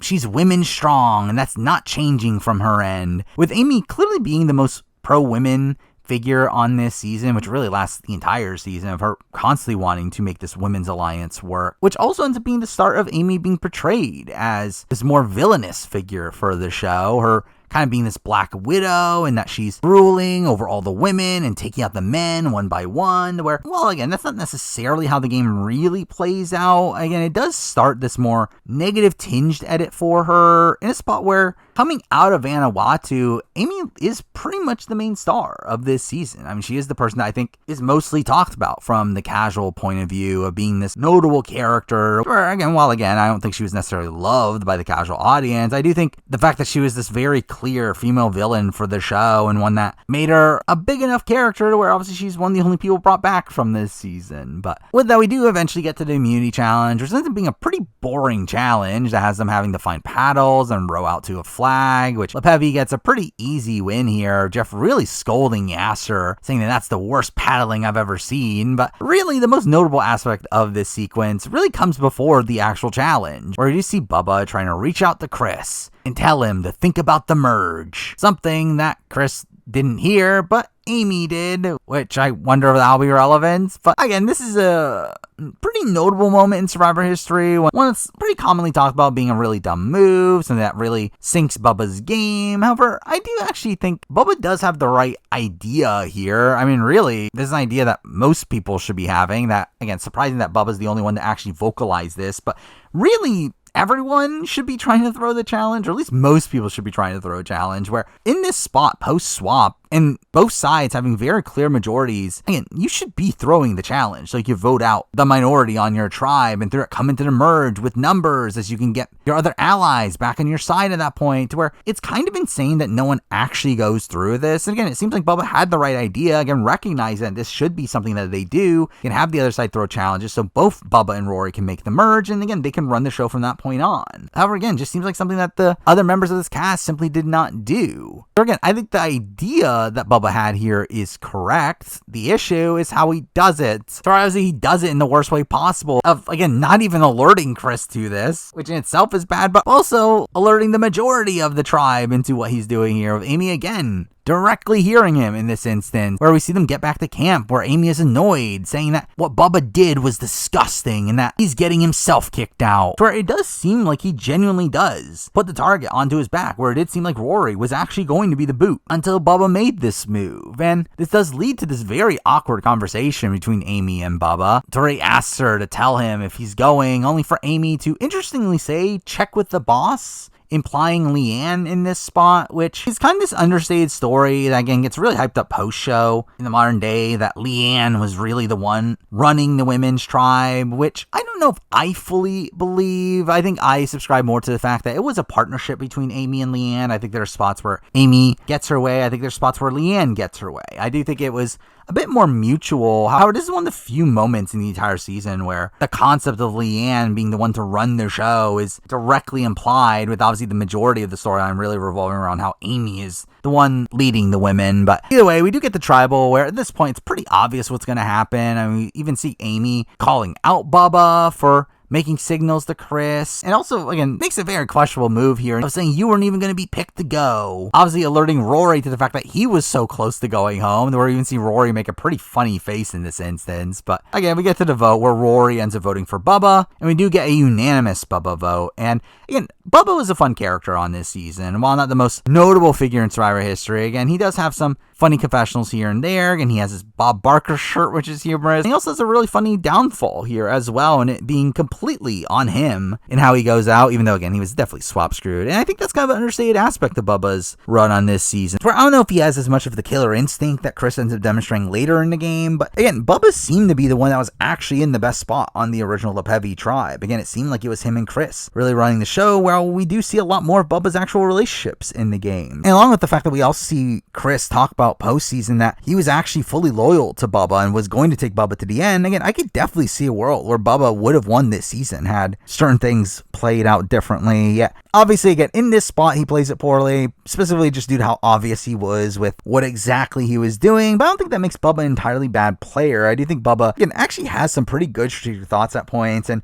again, seemed to be in a really good spot for a decent chunk of the game, to where, while again, he's kind of remembered as this like doofus who kind of blew up his own spot, I don't think a lot of that is fully justified, where again, I think he's a much better player than most people remember him. Now for episode 6, which ends up being a very solid episode here, one that largely revolves around one specific character, and that person is Rory. But right away, after getting back from tribal, he tells them to leave him alone, and that's better for peace and tranquility, that he bites his tongue, saying that they made the mistake, that he was supposed to be booted before Bubba, only for us to cut the confessional where he reveals he's playing it up. Which, again, like in reality, I do think Rory was obviously very upset. I feel like Rory's the type of personality that I don't know if he could really hide his emotions particularly well. Again, this was a pretty humorous transition here, with him also proceeding to say that he's next on the auction block, with this starting this like kind of trend of Rory's on this season of him relating things back to slavery and his word usage at points, feeling reminiscent of that, though he does say that he can't push it too far, but needs to push far enough to get an opening. And to do that, he's going to come off as an upset brother. And we follow that with another pretty humorous sequence of his, where he apologizes for what he said the next morning and has a pretty awkward conversation with Amy here, saying that he can't go back to LePevy as they will think that he sold Bubba out. Which, again, that's kind of a dumb argument. And proceeds to say that he expects to be given a chance and will not slave around camp if he doesn't have a shot of making it through tribal. Again, another slavery reference there. Let's getting a similar cut to confessional following this of him saying that his speech was so cheesy that he couldn't even believe what he was saying. Well, I will say, I mean, he's definitely very much pushing his luck through his comments about how he expects to be given a fair shot as, again, why do you expect that? Anyway, we do get a reward challenge here where we also get shock at Bubba having been voted out, though the challenge itself ends up being a pretty notable one here of them essentially just having to run around a pen and catch pigs, and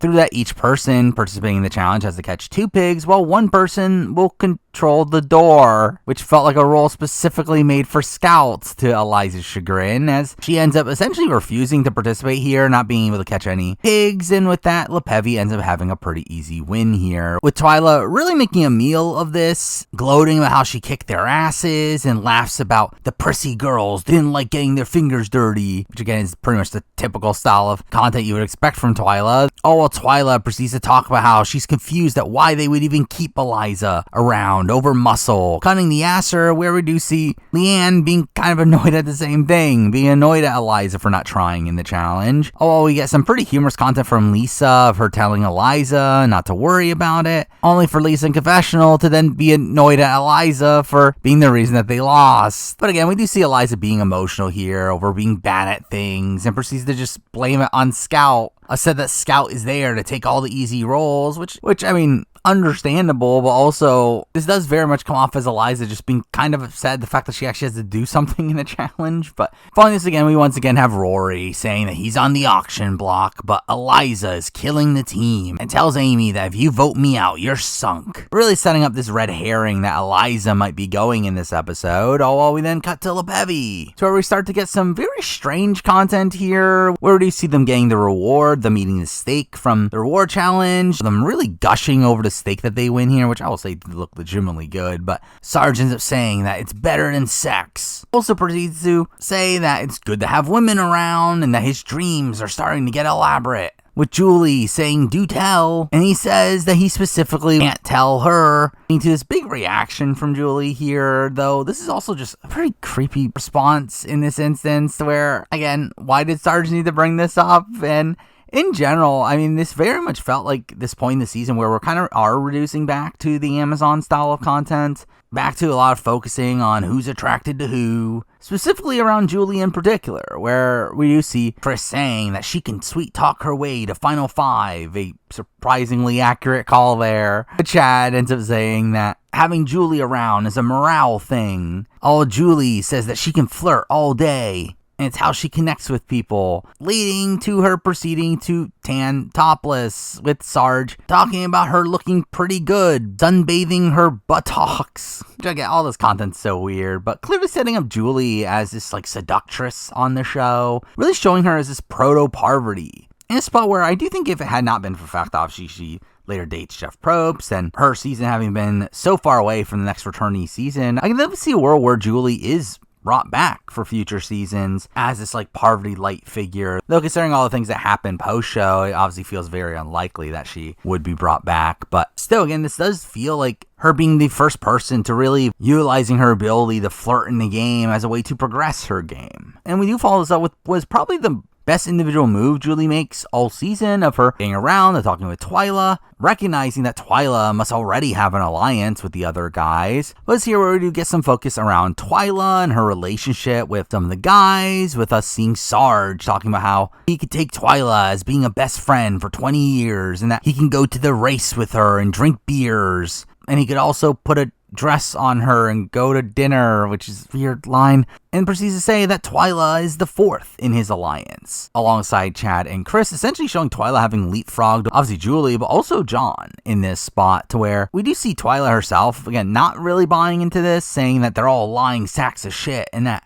she thinks that they're telling Julie exactly what they're telling her, which, again, they weren't. They were actually loyal to her, though we do interestingly see Julie utilize this to her benefit later on. But here we do see Twyla telling Sarge that she's unsure about what Julie would do if she would flip back to the other side, all for Sarge to say that she would be a fool to go back to the other side, as they're gonna stay LePevy strong, which isn't good for Julie. Again, Julie should know she's very clearly on the bottom of LePevy, so why is this a good move for her? Either way, we do get to the immunity challenge, where we do get a pretty basic challenge here. Again, getting puzzle pieces through a rope water course, then having a puzzle at the end. Again, all around a pretty boring challenge, though we do see Rory doing pretty well at it, only for LePevy to win anyway. Though this does definitely increase his standing in the tribe, to where we do get a lot of talk about needing him for challenges, essentially making his former campaigning finally click here. Returning the Aster, we do get some content revolving around Leanne and for being upset at the fact that she let her team down, with her struggling the most during the challenge, and proceeds to say that she should be the one going home, only for her to also say that she doesn't want to go home. But here we get really the impetus of the rest of the episode, and the fact that we do see Lisa going off with Amy, wanting Amy to show her where the Manioc is, saying in case of only for Amy to obviously be annoyed by this comment. To where Lisa says that it's just in case that someone else might need to go, which Amy doesn't buy. Though, truthfully, I do think this is actually what Lisa meant by this. I do think Lisa was being genuine. The fact that she's essentially just saying this just so, again, more people know where the Manioc is. Again, the fact that Amy is keeping this a secret from everybody is, again, kind of sketchy in itself. But I do think, again, like, Amy just takes this incorrectly, where, again, Amy takes this as essentially a threat. Looking at this as means that Lisa wants Amy out now and wants this information so that they can still have Manioc after she goes, when, again, that really wasn't the case. Though, again, I think the fact that Amy does believe this so wholeheartedly really just shows how poor Lisa's standing in the game was. It really shows the downsides of her obviously flipping earlier in the game and her joining this alliance late. That really just puts her on the bottom, where they have no real incentive on keeping her around, as they really don't trust her. But again, at this point, the edit really does hone her down in the fact that this is a Lisa versus Eliza vote here, to where we see Amy saying that she doesn't feel good voting for Rory, to where while he does eventually get votes, again, he's not really in the conversation from the episode's perspective, where we do see the likes of Scout talking about wanting Eliza gone, although we obviously see Amy wanting Lisa gone. They're saying that she trusts Eliza more than Lisa, which is funny, as they literally have this conversation with Lisa right there, leading to this awkward argument between Lisa and Amy, with Lisa being insulted at her not trusting her, proceeding to swear on the Bible, with her proceeding to also be annoyed at the fact that she had to do so in confessional, even just saying that she wishes Amy's butt was out of here, which, while I do think this was a notion that was probably propelled by the fact that Amy obviously did not trust her to begin with, I do feel like it's still something that makes this come off as a better move. Here, with Amy proceeding to then tell Rory that there's no way I'm voting for you today, with Rory really gloating over how he has broken the Women's Alliance and how his name's not going to even come up at Tribal, and he couldn't care less about who goes tonight. Only for him to get votes anyway, keeping his streak alive, getting votes at every Tribal. But the actual Tribal itself ends up being pretty mundane, though we do see Lisa voting for Rory, saying that she wants to prove her word is good with the ladies, which obviously doesn't amount to much. And interestingly, we do see Scout also voting for Rory in this instance, saying that it's to honor Lisa, who she cherishes, I guess, even though, again, that was never really shown on the show. But again, Lisa gets voted out here in a 4-2 vote, with Lisa staring back at the tribe as her torch gets snuffed, saying, "True to my word," which, again, I don't love how much Lisa seems to really be hung up on the fact that she was so loyal in the game, when, again, she literally flipped against her entire initial alliance. But still, a somewhat notable exit here for someone like Lisa, where, again, talking about Lisa, I mean, like, she was someone that I think most people would consider a dud on this season. I mean, she's someone that most people don't remember. I mean, she was dubbed by RHAP during the Evolution of Strategy as the most forgettable Preager up to that point, to the point where they made an entire award naming the most forgettable Preager from every season after her, to where, again, Lisa is not a well-remembered character in Survivor history, yet I actually think she's kind of an underrated one. I actually do think, despite the fact that her edit is, again, pretty subdued, it's definitely one of the quieter edits on the season, I feel like she actually does provide some decent moments at points. Now, again, I don't know how intentional it necessarily is, but again, I do think she has a really good flame out here. I think it's a really entertaining boot. I think she also has, again, some fun bickering with Eliza earlier in the season. I think she has, again, some somewhat humorous confessionals through her being incensed at how people are reacting to her, to where, again, I think there is some good content from Lisa. I think she is a bit of an underrated character.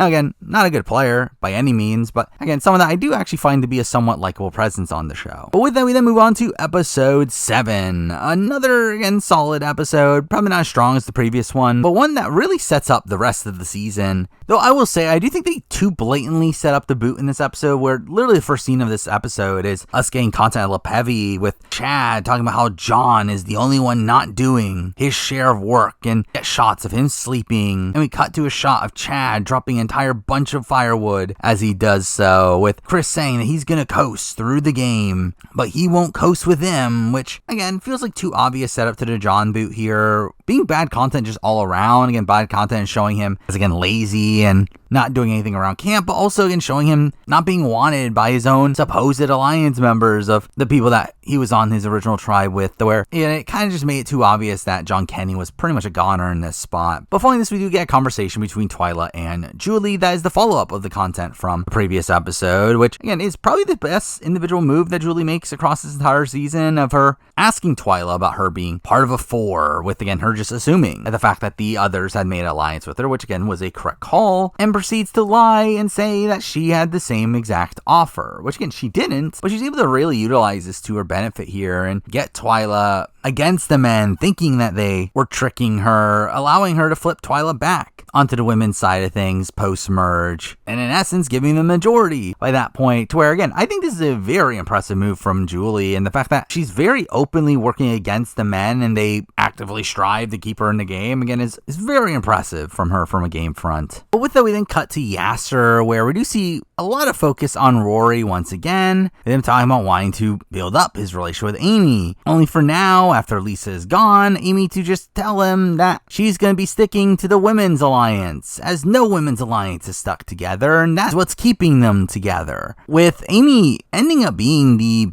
biggest proponent of this all-women's alliance, even going so far out of her way to try to make a woman win the game, but this ends up obviously upsetting Rory, with him saying, "Give me a break, Eliza over me," only for Amy to, again, be kind of cold-hearted here and telling him that the alliance excludes you off the bat, and that he's essentially a dead man walking if they go to another tribal, only for her to then also ask him if he's gonna stay loyal to them post-merge, which it's like, why would he after you told him this? Which is obviously the issue of her telling him this, the fact that she doesn't maintain his loyalty in a spot where he would have been a pretty integral number for her coming to the merge. But again, this leads to some great Rory lines once again, with him being confused and saying, "What do you mean?" after being asked this question, saying, "Stop treating me like a lackey, and that you're playing me just so I do all the work around camp." Says that he wants to go into self-destruction mode, and him and his wife discussed this, that if he was on the bottom, that he would burn down the camp, which would have been an insane scene to see play out. All this is put on pause as we do get to a reward challenge of them having to navigate through a course while balancing coconut water, which Yasser pretty easily wins here, though we do get some humorous moments throughout, from Scout just constantly dropping in the first instance to allow the next person to go right away, but also we see Leanne being a pretty big klutz during this challenge, where she is the person that has to go last, and we do see her initially forgetting to bring the water back. To her to finish the challenge, you have to bring back all the coconut water, only for her to forget this fact and race back to get it, but then also almost trips on the way back to where almost spills all the water there, but again, they still end up winning there. The reward itself ends up having them go to a cafe where they're given Folgers coffee, which, I mean, thank God. Oh, they also get a bulletin board of a lot of pictures from home, along with also getting their letters from home, during which we also get personal content for some of this tribe, starting off with Scout talking about her partner Annie, being the reveal that obviously Scout is a lesbian, but also, again, an interesting aspect about this season is the fact that we actually had 2 lesbians on this cast, which is, again, very abnormal for this point in Survivor history, where you would have at most 1 LGBT representation, yet and here we have 2, even though Amy's content does not really focus around that, or that doesn't get revealed on the show until a bit later, though here she does talk about the loss of her brother and how much that means to her, all while we get more Rory content here of him reading a letter from his wife and him talking about how his wife has impeccable timing as she told him to watch his temper, essentially stopping the plan to burn down the camp, which I will say, again, would have been cool if he did it. It would have been a great TV moment, though obviously pretty astronomically bad from a gameplay perspective. But either way, we then get to the immunity challenge, where we see him being able to practice beforehand, being given a slingshot, with Rory again getting some solid content here, doing this like wrestling style intro for the women of Yasser +1, but all this seeming to be him being pretty hyper after drinking 3 cups of coffee, though clearly Rory is going home in this episode if they do not win immunity, though again, considering there wasn't much suspense in that fact, it should make it pretty clear that they more than likely were going to win immunity, which is immunity challenge that really plays into Rory's favor, it being one where they have to use a slingshot to break the towels of your fellow tribe members, where once those towels are gone, you are eliminated, essentially being one where Rory almost single-handedly single-handedly wins the challenge for his team, him having a big celebration following it, and us even getting a post-challenge scene at Yasser, just have Rory gloating about how he rocked the hell out of Amy's world today, which,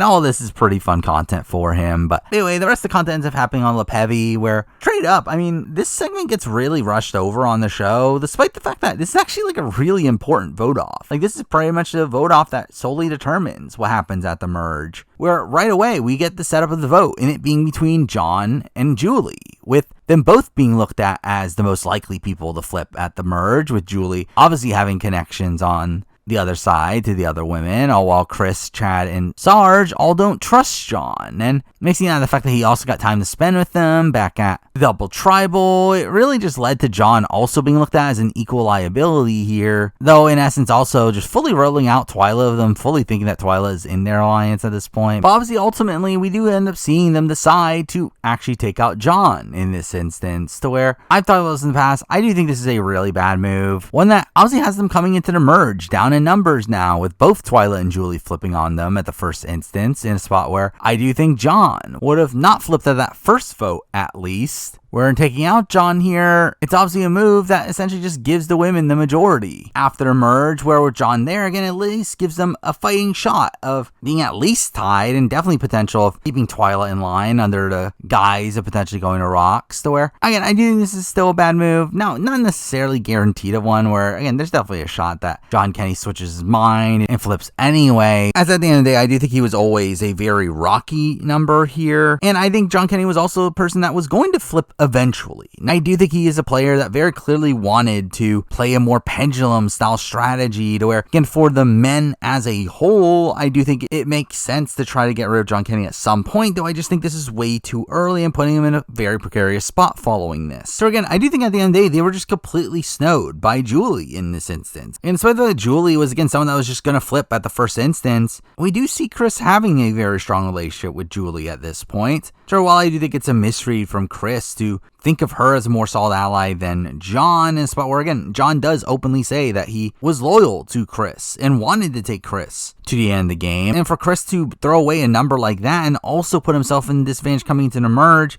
just feels really bad, even though Julie does end up actually booning Chris's game when he needs someone to try to protect him in the game later on. But again, I still think the move to take out Julie here is pretty bad, though with that said, John also plays this round terribly to get voted out here as well, to where while he does decide to put all of his faith into the Chris bandwagon, seeming to want to play this pendulum strategy alongside Chris, again, kind of wanting to be the new Burton and Fairplay or Rob and Matthew, of going back and forth between sides and chipping away at those sides one by one. It's funny that John wants to do this with the person that's actually sealing his fate in the game. But again, Chris is essentially the main decision maker in this vote. I do think whatever he does, I think Sarge would have followed through with. Chad also would have followed through with, where, again, I do think this is solely Chris's decision. I think he makes this decision simply due to his close connection to Julie, which just, again, kind of forgoes John, who is also a really close number for him as well. But again, John does do some questionable things here, particularly in him throwing Chad under the bus and wanting Chad out of the game at this point, saying that he's the biggest threat at the end and he's going to get the sympathy vote, because that's obviously the thing you need to worry at the final 11. So again, the fact that John also wants to get rid of a guy to come into the merge down in numbers is also really bad. And again, from his point of view, he looks at Julie as someone that is working with him and Chris and will be able to flip alongside them, to where, again, it makes sense, I guess, for him to keep Julie around. While also, at this point, he says that he also trusts Twyla because she's a rough redneck, and all rough rednecks are loyal, I guess. But again, I feel like for the men, this is really just dumb on both sides. It really just feels like the men were just assuming that the men versus women dynamic was going to fade away. Probably some of that due to the fact that it did fade away in the Amazon, to where by the time of the merge, we see the two groupings really intermixing by that point. Though, also to be fair, we do also see the Lisa vote off just right before this, which I think further showed to the men that, the women aren't really working together, which made them more comfortable to make this move, which is humorous, as again, that was fully not intentional. I feel like the women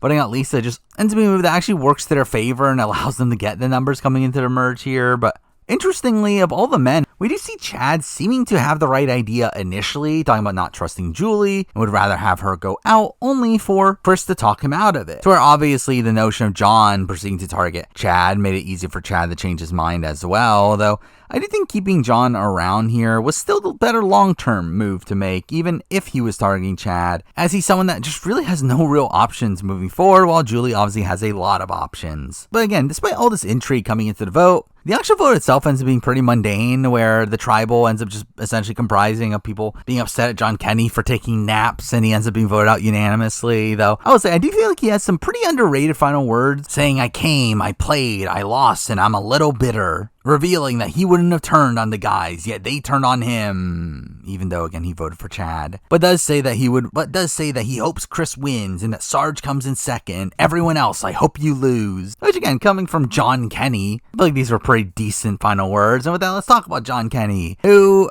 again, for the most part, was a pretty big dud. Again, he had, a couple of okay moments, I guess. He still comes off as one of the more forgettable figures on this season. Someone that probably gets more remembered from being a mechanical bull operator than him actually doing anything in the game. To where, while obviously he did do something right to be the last standing of the younger men, he also does a lot wrong to be voted out in this situation over Julie, in a spot where, again, on paper, this vote should be a very simple one. But again, I do think he mismanages his relationships with Chris and Chad. And while I think there's definitely an aspect of him simply being voted out because people didn't like him because of how low he did around camp, it still is poor play from him that makes him come off as a pretty mediocre player on this season. Now for episode 8, which ends up being the merge episode, and a very strange merge episode, with it being kind of bizarrely structured, though to be fair, at this point in Survivor, this was actually kind of the norm of having a merge occur pretty late into the actual merge episode itself. And again, it does occur once again here, if it not happening until the immunity challenge, but we do initially get content on LePevy, more so showing Julie as a seductress once again, with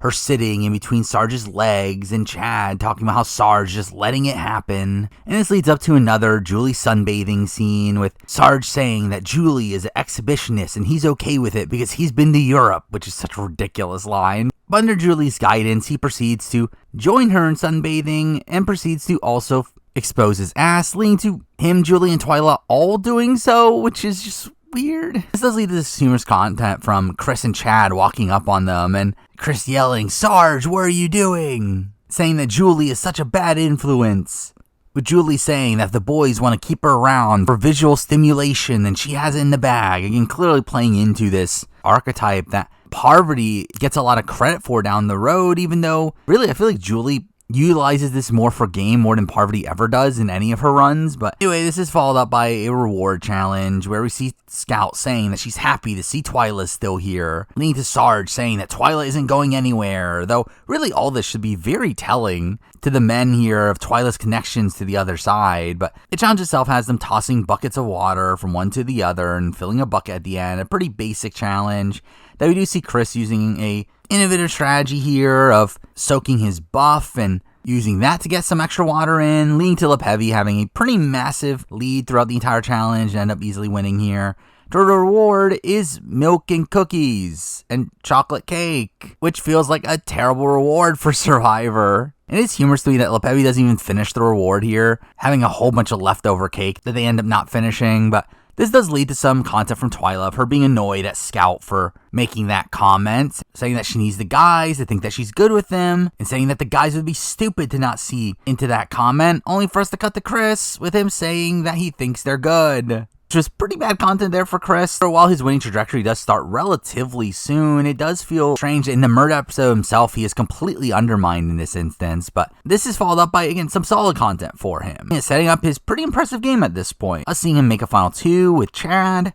They're also proceeding to say that he doesn't think he can beat Chad, saying that Chad has a leg up on him, which obviously turns into a humorous moment due to Chad's missing leg. But I have a questionable comment there, but I guess like Chris is implying that he doesn't think he can win against anybody, but like, why are you saying this? But this leads to him talking about covering all of his bases and revealing that he also has a final 2 with both Sarge and Julie, and considering the fact that he also had a very strong relationship with Twyla that he later turns into a final 2, and he is pretty lock safe within this group, but again, seemed to have too much faith within this group to where he seemed to have really no doubts that this group was going to be the majority coming into the merge, which again shows him being a bit naive in the game in that instance. But with that, we get content on Yasser, with Rory being the main focus there, him saying that if it wasn't for him and Scout, the tribe would just stop, and that Leanne, Amy, and Eliza should be disgusted with themselves for waking up late and sitting on their asses, calls them a worthless crew, and proceeds to go one-on-one and bashing each of the other players, which is a pretty humorous tirade here, and saying that stupid people irritate him, and that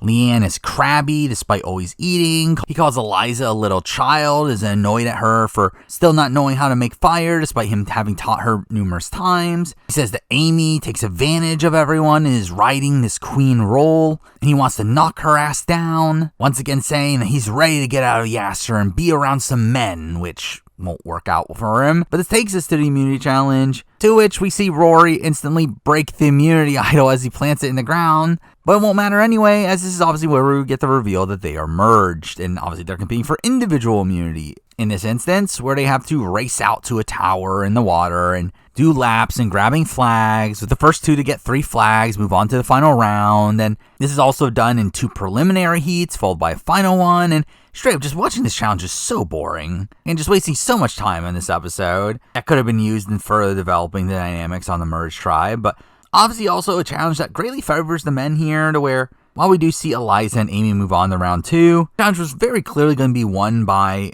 one of the guys here, Sarge and Rory being the top 2. Though Sarge pretty handily ends up winning here. An interesting aspect of having them merge here at the immunity challenge, we do actually see them being given an extra day before tribal, which is a bit of a unique quirk there. And we do see them getting a somewhat feast of cheese, crackers, and fruit. While also we obviously see them make the tribe flag and naming the tribe Alinta, which means people of fire. But from a strategic lens, we do obviously get a lot of focus on Rory, with him instantly flipping back to the men, saying that he's tired of female conversations, I guess, but proceeds to throw Amy under the bus here, revealing the entire Bubba situation and talk about how Bubba got crushed like a bug, and that Amy told him that he was the next to go, leaving Chad shocked, saying that Amy is on the female kick and is calling the shots, making Amy their primary target here, with Rory gloating over how his fortunes have changed because obviously he's in a much better spot now. But here we do see Sarge watching a conversation between Julie and Amy, with him starting to get nervous here, saying that he wants Amy out before she can infect Julie, saying that he is confident about Twyla, but is uneasy about Julie, with him suspecting that it's going to go back to men versus women, which again, how do you not assume that was going to be a major possibility here? But here we do end up seeing Twyla talking to Chad, revealing to him that she actually does want to vote for Rory in this instance, saying that she still wants to stick with the former LePevi, but she looks at Rory as a stronger player than Amy, which Chad instantly shuts down, saying it doesn't matter, as with Rory they would have the numbers, and Chris saying that once Amy is gone, that entire side is done, saying that Twyla is scared and insecure and that he has to strategize for her, and that he feels confident that they have the numbers to pick off the women one by one, which again, bad luck for Chris there, but also I think an interesting tactic of Twyla's here, and really just an interesting aspect of the women's strategy at the merge here, where, again, we do see Eliza and Amy talk about who to target here, with Amy not seeming to really care about who exactly they target, where all she really wants is all the women at the end. We see her recognize the tough spots that Twyla and Julie are in, and does say that Twyla and Julie never left the Women's Alliance, and that Twyla in particular would never leave the Women's Alliance, which don't know why she thinks that's the case, but again does imply that she is more loyal to Twyla in this instance than Julie. And obviously, like, at the end of the day, this is a pretty difficult choice for Twyla here in this spot, to where no matter which side she chooses, she's going to piss off people either way. Though I think the women in particular picked the correct target here in targeting Rory, as it really does incentivize Twyla to stick with them for at least this vote, to where it kind of gives Twyla the best of both worlds. It allows her to take out someone that, again, appeases the women, but also doesn't take out one of the men that she is directly working with. To where, while, again, it is a bit of a half measure, and it still pisses off the men, obviously, especially when she doesn't later flip the following round, I still feel like this was a pretty interesting call to see from the women, to kind of let Julie and Twyla get their way for this opening vote, despite the fact that the likes of Amy, Leanne, and Eliza have more connection to Rory. But again,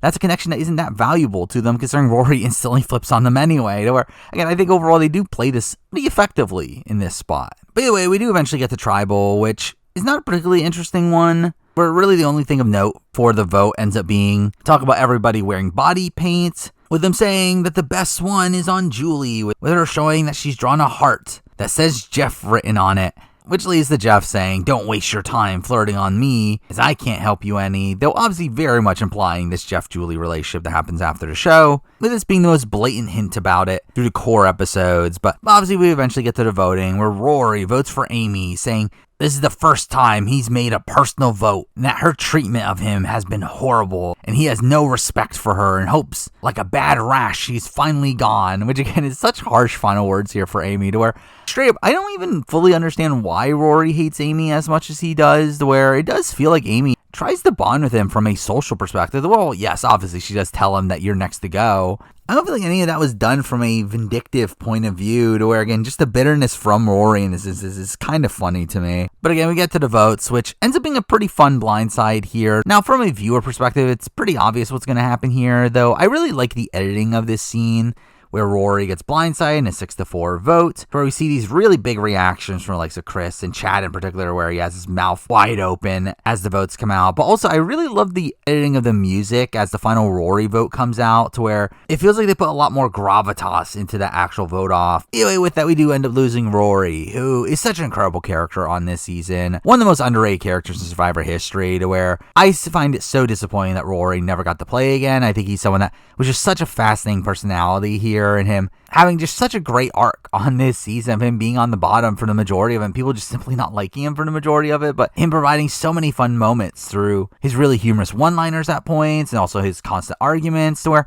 I really like Rory. Again, not the greatest player in the world, obviously, but also not a complete slouch either, to where I would have loved if Rory got a chance to play again, though obviously at this point not looking particularly likely. But with that, we then move on to episode 9, which is obviously the continuation of the pagonging here, which obviously continues for next 2 episodes. So despite that, I actually feel like these are still pretty solid episodes, despite the results being kind of predictable. But this episode does start with Chris really being able to narrate the reaction from the men's side of things, with this kind of feeling like the start of his overall winning trajectory here, with him saying that for the first time in this game, his alliance didn't stick true, and that he put too much confidence into Julie and Twyla, but also says that the game isn't over, anything can happen, clearly foreshadowing his upcoming run. But finally, we do end up seeing him talking with Sarge, with him not understanding why Twyla and Julie ended up flipping here, with them summing it up to it must be a woman thing, I guess. And Sarge says that women are conniving, I guess. This all leads up to a pretty humorous sequence of Sarge just sitting around the campfire while Scout is singing to the side, and Sarge just looks so pissed off in this instance, clearly struggling to come to terms with what just happened, but also at least this like really awkward interaction between the two of Scout clearly doing small talk here and saying that she thinks it's going to be a reward challenge today, only for Sarge to sit there for a while before eventually responding, yeah, it might be, which was just such a weird little scene in the episode. But eventually we do get some focus on the Twyla perspective of all this, with her talking about how the guys gave her word, but she didn't trust them because they told Julie the same, and clearly showing her being tricked about all this, to where we do see her having a conversation with Sarge, where they hash it out, with Sarge being extremely angry at her for breaking her word, saying that he would walk before he ever went against his word, and tells Twyla that to him, she really was the fourth. To which Twyla then proceeds to blame this all on Julie, and that Julie put doubt in her mind, saying that she screwed up when she went against the guys, as she gets more respect from them than the girls, despite Sarge literally just telling her that she's fourth. Which, I mean, to be fair, I mean, she's essentially in the exact same position on the women's side of things, where by the time Julie joins that pecking order, she is also fourth on that side. But again, really funny that she talks about the guys respect her more when the guys are openly telling her she's on the bottom of their group. But anyway, all this is obviously just set up to the later red herring of making you think that Twyla could actually flip in this episode, which she doesn't, and it never seemed like an actual practicality. Though I will say, I do think it might have been the optimal move, to where, and we'll talk about it in the following episodes, but I do think for the likes of Twyla and Scout, I do think it would have been the optimal move to flip in this instance and potentially try to do a pendulum sort of strategy moving forward, where by not making the move in this round, it really makes the upcoming rounds a bit more difficult, and way more difficult than really needed to be for them, to where I do think not making the move here was a bit of an error, but again, it works out for him. But either way, we get to the reward challenge, which ends up being a pretty basic trivia challenge here, on Vanuatu culture, with also incorporating the coconut chop mechanic to the challenge, which obviously leads to all the men going out one by one. All the guys end up going for Julie, obviously, but despite that, Eliza is actually the next one to be eliminated, to where this ends up really annoying her, with Scout saying she took her out because she's a smart one, only for Eliza saying you are not. Speaking of which, we do get a humorous moment here from one of the questions being about drinking lava, and we see numerous people actually get that question wrong, which is pretty insane. But anyway, Leanne ends up winning the challenge here and gets to pick one person to go with her, to which she ends up picking Julie, with it only being them two going on the reward here, which I mean, to be fair, is not that big of a norm for old school Survivor, though obviously very different from what we would see in the modern day. But this was an interesting choice here, though, to where we do see Leanne talking about taking Julie because she's the one person that she was unclear about where she stood, which, considering that's her state of mind when picking her, and the fact that she leaves this reward, essentially adding Julie to the core of her alliance, I do think shows some pretty impressive play from Julie, to where, well, again, I will definitely criticize Julie's game on this season, and won't be particularly high on the player ranking. I do feel like this is something from Julie that is pretty overtly impressive here. The fact that she was able to turn around Leanne into being such a solid ally for her over the span of just one reward. Now, again, I wish she did that throughout more of the season. I didn't see it for this one instance here, but again, I think this does demonstrate some pretty strong play from her. But anyway, the reward itself ends up being a picnic on top of a volcano where they get champagne and wings, which is a weird combination. Again, it's through this that we do see Julie just asking Leanne if Scout is in her final four, only for Leanne to say originally, but never said it out loud, because I guess that's a thing you need to do to make the alliance solid, because I guess that's what constitutes an alliance, I guess. But this does lead to talk about not wanting Eliza or Scout to get to the end because they aren't deserving, which I assume probably goes back to challenge strength, I guess, but that was a very weird comment to be making there, especially considering how much of Scout's edit up to this point have been about how much people respect Scout. But this does lead to Leanne saying that she's okay with Scout going at 5. Again, it's weird that they're kicking Scout out of the alliance over Twyla, when from what we've seen, Scout seemed to be more willing to work with the women than Twyla, and Scout was, again, on their swap tribe, to where, again, this is all just a very strange dynamic here that doesn't get properly explained. But anyway, when the women return from the reward, we get what is probably one of the most notable scenes of the episode, one that is pretty surreal to see here, and the fact that they end up returning while the guys are out fishing, to where the women reveal that they actually smuggled wings back from the reward, 2 wings per person, which again is something that would not be allowed nowadays. But again, their plan is to give 2 wings to each of the other women, while then proceeding to give the men the bones, which is kind of an insane thing to do here. It just feels so demeaning, and again, at least a really funny content here, where again, the men eventually return and the girls tell them about the bones, which we get confessionals from each of them talking about how excited they are to get chicken bones, and how Sarge says that this would be the lowest form of insult, but instead it's like Christmas. And we see the women just pretending like they're also excited about the bones, and all this was just such a ridiculous scene. But finally, we get a humorous scene from Eliza as she goes to get the tree mail,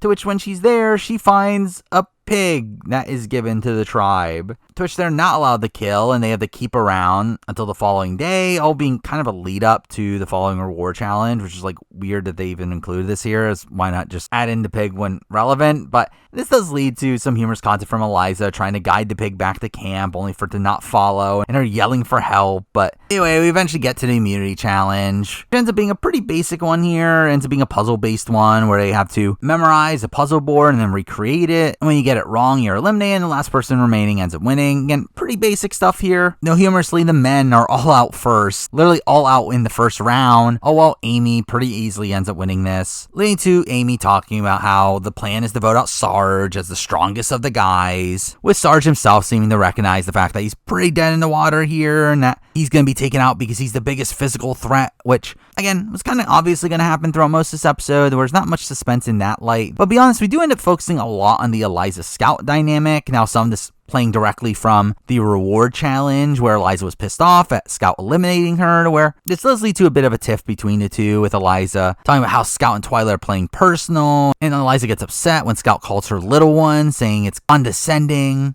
But this does lead to Scout going to the men and talking about voting out Eliza, which again wasn't going to happen. But interestingly, we do see her also voice her worries about how close Julie and Leanne are getting, with her seeming to recognize the fact that she was kicked out of her own alliance, that she's and at the bottom of the totem pole, where, again, it makes you question why they didn't make a move in this instance. You would think that, again, with her recognizing this, you would realize that there are just so few opportunities moving forward to make this move, where, again, we see her in the following episode have this master plan of how to make this go through, but again, that just feels like such a limited path and very much relies on the other side taking out one of their own numbers, which is something you can't really reliably do, where, again, I do feel like the move would have just been to make the move now, but again, obviously she doesn't. But all this does lead to Chris saying that this shows that the women's alliance is vulnerable, to where the men talk about how Eliza's not a power player and that they should get Eliza out, agreeing to try to get the other women to think of Eliza as a potential target and them trying to throw her under the bus, which is just a strange play. Now, in reality, it's not bad, and as obviously just flipping over Eliza doesn't really do them that much. They need two people to flip, not just one. So again, just getting Eliza doesn't really help them any. I think it's much better to bank on flipping over Twyla and Scout, but again, this does feel very opposed to the way modern Survivor operates, where you would think that you would see that Eliza's on the bottom and try to flip over the person on the bottom. Yet instead here, they just simply want to target the person on the bottom. But again, it's once again kind of funny that we do see Chad being a somewhat reasonable player here and him recognizing that they probably should try to flip over Eliza, as that could be an extra number for them. Though again, they don't do anything with that anyway, to where it does feel like it's pretty clear before Tribal that the men were told that Sarge is going home, leading to the somewhat confusing votes at Tribal, but it does lead to content from Chris as we go to Tribal saying that in this game, your strategy changes immediately, and if you want to survive, you have to please the majority, and saying that he doesn't have the numbers, to where this is all clearly setting up his eventual vote for Sarge, which again is pretty strong content from him in the fact that they're even bothering to set this up, but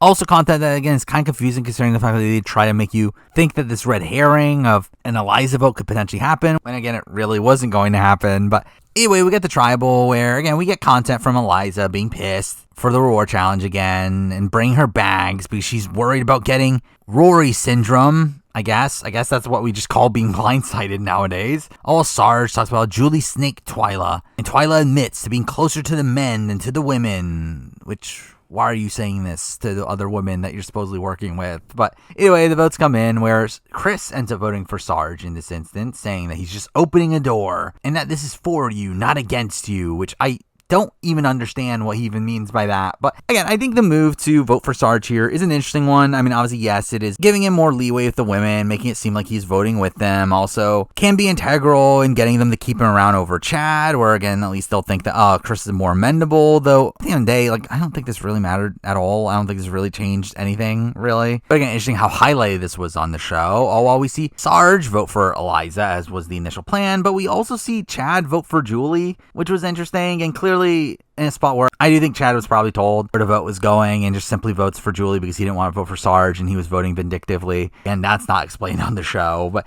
anyway, we do lose Sarge in this instance, who I really liked as a TV character, and kind of like Rory, I think he's a very understated character. I do think Rory's probably a more unique character in the grand scheme of things, but I do think there are some very humorous lines from Sarge across this season. I still love the "you're messing me up right now" back at the episode 2 immunity challenge. I love the comment about how he's okay with exhibitionists because he's been to Europe, to where, and I think Sarge brings some decent character moments at points. Again, another not great player in the grand scheme of things, someone that is too honor bound, and even then was on the bottom of his own alliance, but still someone that, again, definitely has some ability in the game. Again, he still cultivated this group that ran the early portions of the game, and while, again, he did not position himself well within that, again, it's still impressive they put that together. So again, I think there are some decent aspects of him as a player, and again, I think he's a really fun character. I did overall love his role on this season. But with that, we then get to episode 10. One of the slower episodes of the season, though one that, unlike last episode, I do think they do good work in at least making you think that something big can happen here. But sadly, I do think the overall pacing of this episode is a little bit off, but we'll talk about why. But we do start off the episode with, again, content from Chris saying that it was the toughest Tribal he's had, telling the others that Sarge told him right before Tribal to vote for him.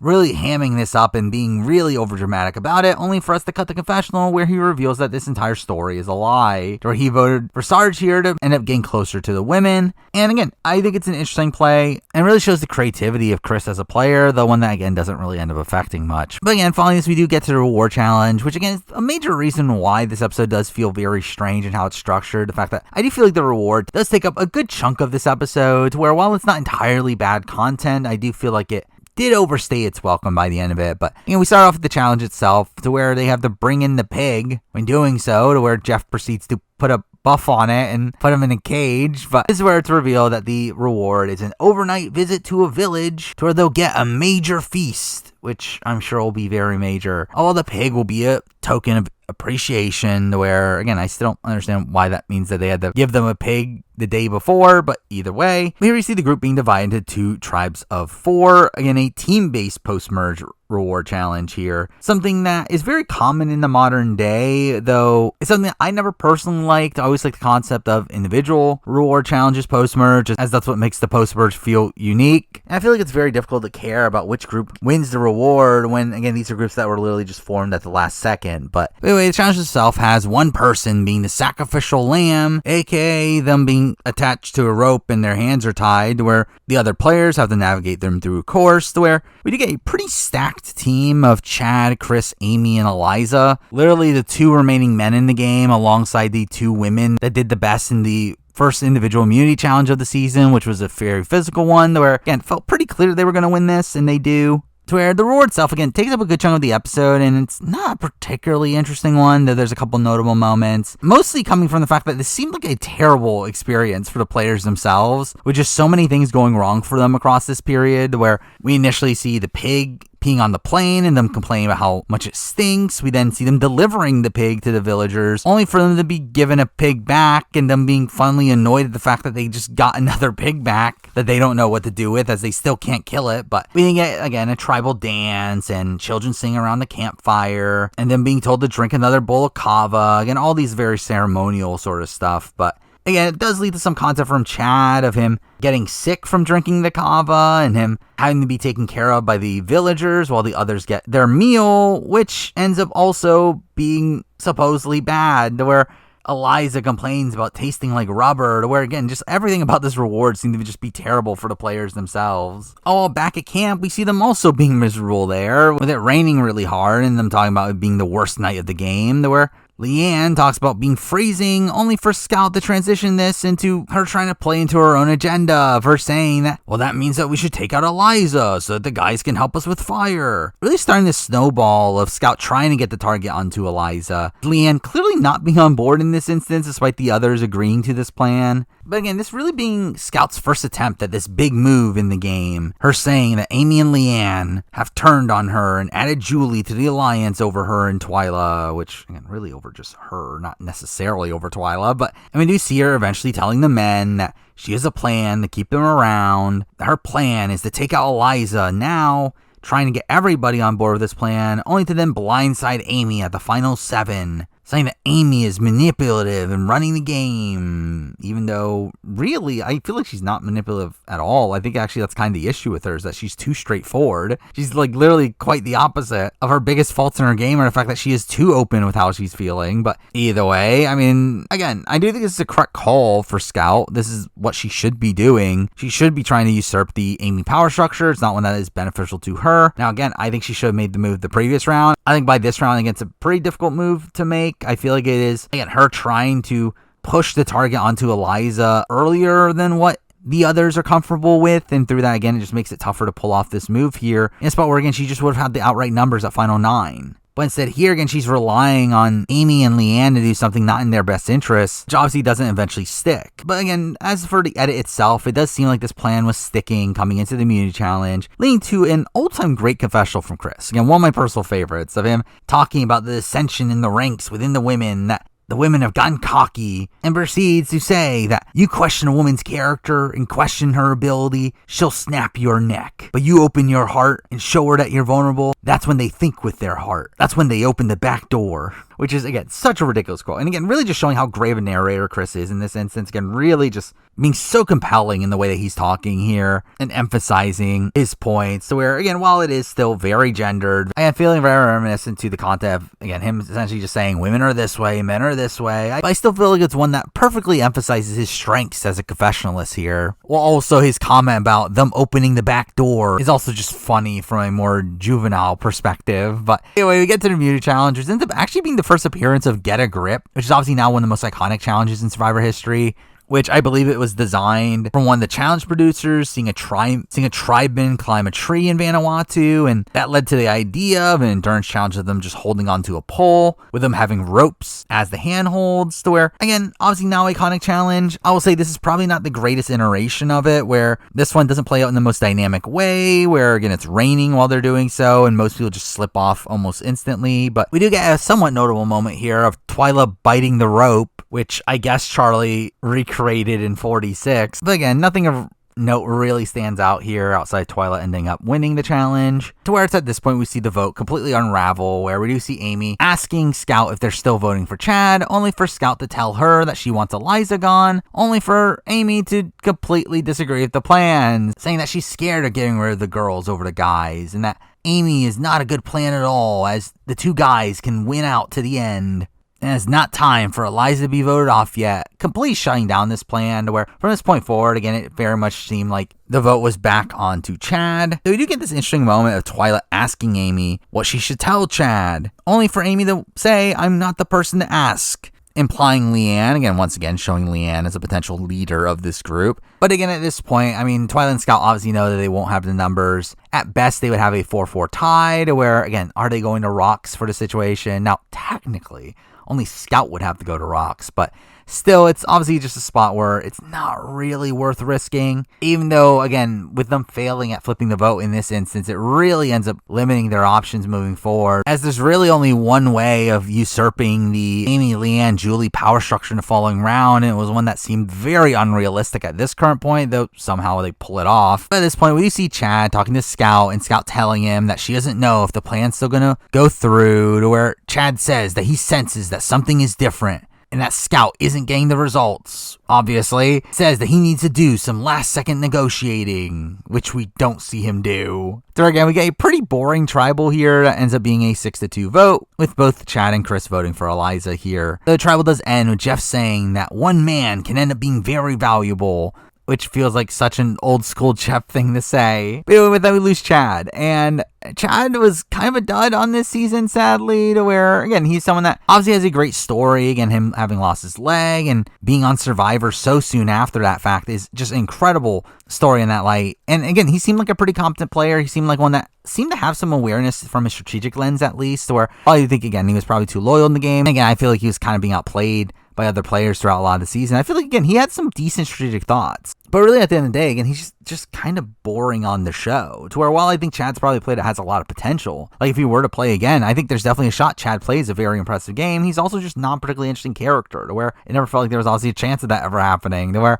well, again, I like Chad, and I do feel like, again, he definitely could be a really interesting player on the return. It's not a shocker that we never see it, as, again, he is just simply pretty lackluster character for the show. But now for episode 11, the most iconic episode of the season, easily the best episode of the season here, and really amongst the best episodes of the show up to this point, to where I feel like this is the first episode that comes to my mind when I think of Vanuatu, with this including many of the season's biggest moments within it. But it'll start off with Chris obviously being upset that Chad vote off, with him now thinking he's pretty dead in the water, and decides to tell the women that Scout and Twyla tried to create an alliance with him, and their plan was to get out Eliza and then blindside Amy, and completely narking out the plan, which I get what he's doing here. Obviously he's just trying to create chaos and try to find some cracks and sneak through them, though I do actually think this is pretty sloppy play, where, again, this is just so openly burning Twyla and Scout in a spot where in most situations, it probably just leads to them being pissed at you and not wanting to work with you ever again. Yeah, obviously it does work to his benefit to a degree, but again, I do feel like in most instances it doesn't. But this does lead to Leanne starting to get a lot of focus in this episode, in a spot where Leanne was a bit of an underrated character throughout most of the season, very rarely getting the primary focus from the women's alliance side of things, where typically it would be Amy that gets that focus, where here we end up seeing Leanne doing an investigation over these claims, first going to Twyla and asking her about what Chris said, where Twyla says that it was Scout that did it, leaving Leanne shocked that the women's alliance is breaking up this soon. I guess. There's literally one more person left before the Women Alliance has to turn against each other, but okay. This leads to her then confronting Scouts, to where Scout blames it on Chad. Because obviously, this is where Scout does vocalize her being annoyed at Leanne, because Leanne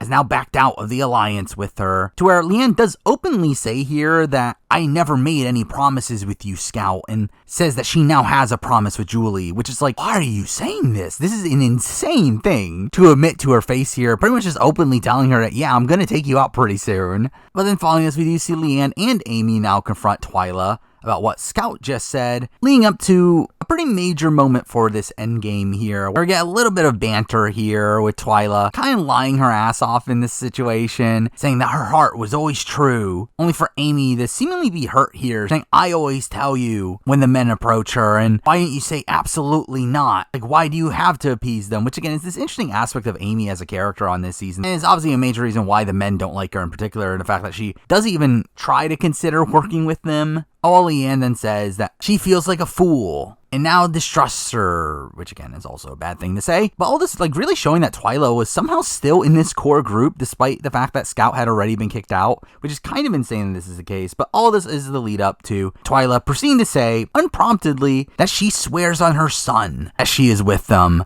with her immediately saying in confessional that, yeah, she swore in her son's name, but if she wins, then he'll forgive her, which is pretty much the common take nowadays, I feel like. I feel like most people kind of have this assumption that swears don't really mean anything. Though this ends up being a pretty big controversy on this season, where this ends up being utilized by the jury on this season to really diminish Twyla's winner prospects here, to where, well, in reality, I don't think she was winning anyway in most situations. I mean, this is something that's constantly brought up as a reason why Twyla's not going to win the game, where she gets constantly demonized for making this swear, even though, again, in the modern day, it just feels very tame and feels like something that most people wouldn't care about. But anyway, this takes us to the reward challenge, where the challenge itself ends up being kind of lame here, and it just being a quiz where they recall what happened during the first 28 days. The reward itself here ends up being an interesting one, it being a 1-hour email chat with their families, which sounds lame. Again, how much are you really gonna get from a 1-hour email chat? But here we see them being given a 1-minute session to whet their appetites, which again seems pointless on paper, as how much can you get through in 1 minute in particular? But this is where we see Twyla go first, to where she doesn't even know how to type, to where again that would have been even more pointless for her. This is where we get the reveal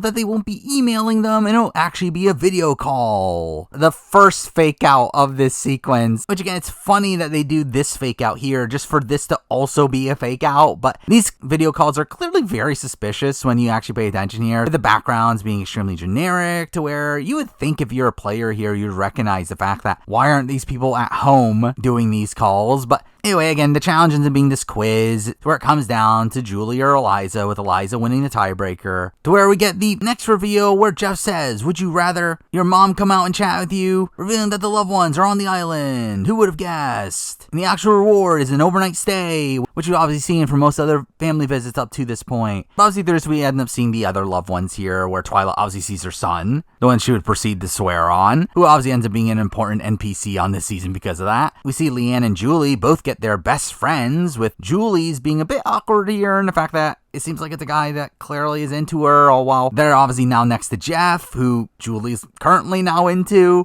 But we also end up seeing Chris's girlfriend, Lori, where Chris's relationship with her ends up making the women swoon, which might play a factor later on. While we see both Amy and Scout get their partners coming out. But it's also being the first time that the show confirms that Amy is a lesbian here. But again, alongside Scout, as I mentioned earlier, great representation for the LGBT community here. The fact that they have 2 lesbians on this season, both of which make it very deep, again, far enough to get to the family visit, where you get to see them and their significant others. Again, nice moment here, even though they proceed to edit out the couples kissing, which, again, not ideal. But anyway, as the loved ones leave, we do see Jeff saying that they're going back to the States. And what do you know? Jeff is lying in this instance. Definitely a thing that Jeff has never done and will never do again, right? Anyway, back at camp, we get obviously a lot of focus on Eliza's mom, to where she comes off as a pretty fun character here, giving a list of things about for Eliza, and we see her also just laughing off the fact that Eliza tells her that people are upset at her talking too much and find her annoying. And she also has a pretty fun farewell sequence where she ends up leaving Eliza her shirt, so she ends up leaving in just her bra, where we get Scout saying that she's just my type of woman, and in general, again, a decent family visit here, even though it's technically not done yet, as we get to the immunity challenge, where in the lead up to it, we have Chris talking to Julie. He says that Julie is his informant, being one of the few minor references to their relationship in the post-merge, which is very strange considering how integral it seemed to be. But she does tell him that he's going to need to win immunity, to where Chris says, Doherty is going to win immunity. It's a fact. And what do you know? It's not a fact. But again, the immunity challenge here ends up being a pretty iconic one for me, where it's run in pairs, and who would have guessed it? Their pairs are their loved ones for some reason. I mean, technically they did this before in Survivor Thailand, but again, like, why are we doing this? But again, it ends up actually leading to good TV here, where a challenge ends up being a blindfold challenge, where players have to be the callers for their loved ones and solve a puzzle at the end. To where we get some pretty notable moments here, from Chris yelling so much that he loses his voice, pretty much the rest of the episode, all while Amy stays in the lead the entire time. To which we see Chris panicking as he's about to lose, telling Lori, I'm going home if we lose. It's a fact, babe. Again, not a fact. And it's funny the contrast between this and then we see Leanne telling her friend to just sit down and stop, and they just catch up to where obviously this is used in the edit here to show how cocky Leanne is, though I thought this was a pretty humorous moment. But obviously again, Amy ends up winning immunity here, to where Chris tells her, I'm going home tonight, babe. When he does so, she's clearly distraught, clearly blaming herself for this loss here. Or again, I wonder if that'll play a major factor here. But again, following the challenge, we do once again get focused on Leanne, talking about how Amy won immunity, so they're free to just vote for Chris, but something doesn't feel right voting for Chris. Where what ends up happening here is obviously the women saw how upset Lori was for losing the challenge for Chris, to where they do clearly feel bad due to that, and because of that, they decide to spare Chris in the game, which is obviously them making a decision on more emotional reasons, something that, again, is a big fault here for the people in power, though really it's not the end-all be-all. I think they could have gotten away with this had they decided a optimal target, had they targeted particularly scouts in this instance. However, instead, they decide to target Eliza, who obviously had been talked about for rounds now as the backup target, but I think the targeting of Eliza here is really the most detrimental aspect of this entire plan. Again, for the likes of Amy and Leanne, who are really the ones running the game at this point, again, this is just them giving up their numbers simply because they don't think she deserves to be there. And while, again, we do see Amy still wanting to go for Chris, again, she is, this really just opens up the opportunity for the later blindside to occur by picking up Eliza as a number, because she knows that she's about to be voted out if she doesn't do so. But no, I will say technically Amy does actually want to vote for Chris still, though is outnumbered in this spot, though is a position where, again, she would have been much better off if she actually fought to keep the vote off Eliza. But this is where we see Julie going to Chris, telling him that he's staying because he deserves it more. A spot where, again, I do think Julie was very integral to making this decision happen. Again, it's a spot where obviously Scout and Twyla are in on this plan, as again, they don't like Eliza, and obviously it gives them the opportunity to flip the vote. But I do think Julie was also a very integral number in this. I think she was the main advocate for Chris within the Julie, Leanne, Amy contingent, where we actually do see Amy still wanting to go for Chris, but kind of backing down due to the overwhelming support for the Eliza vote. But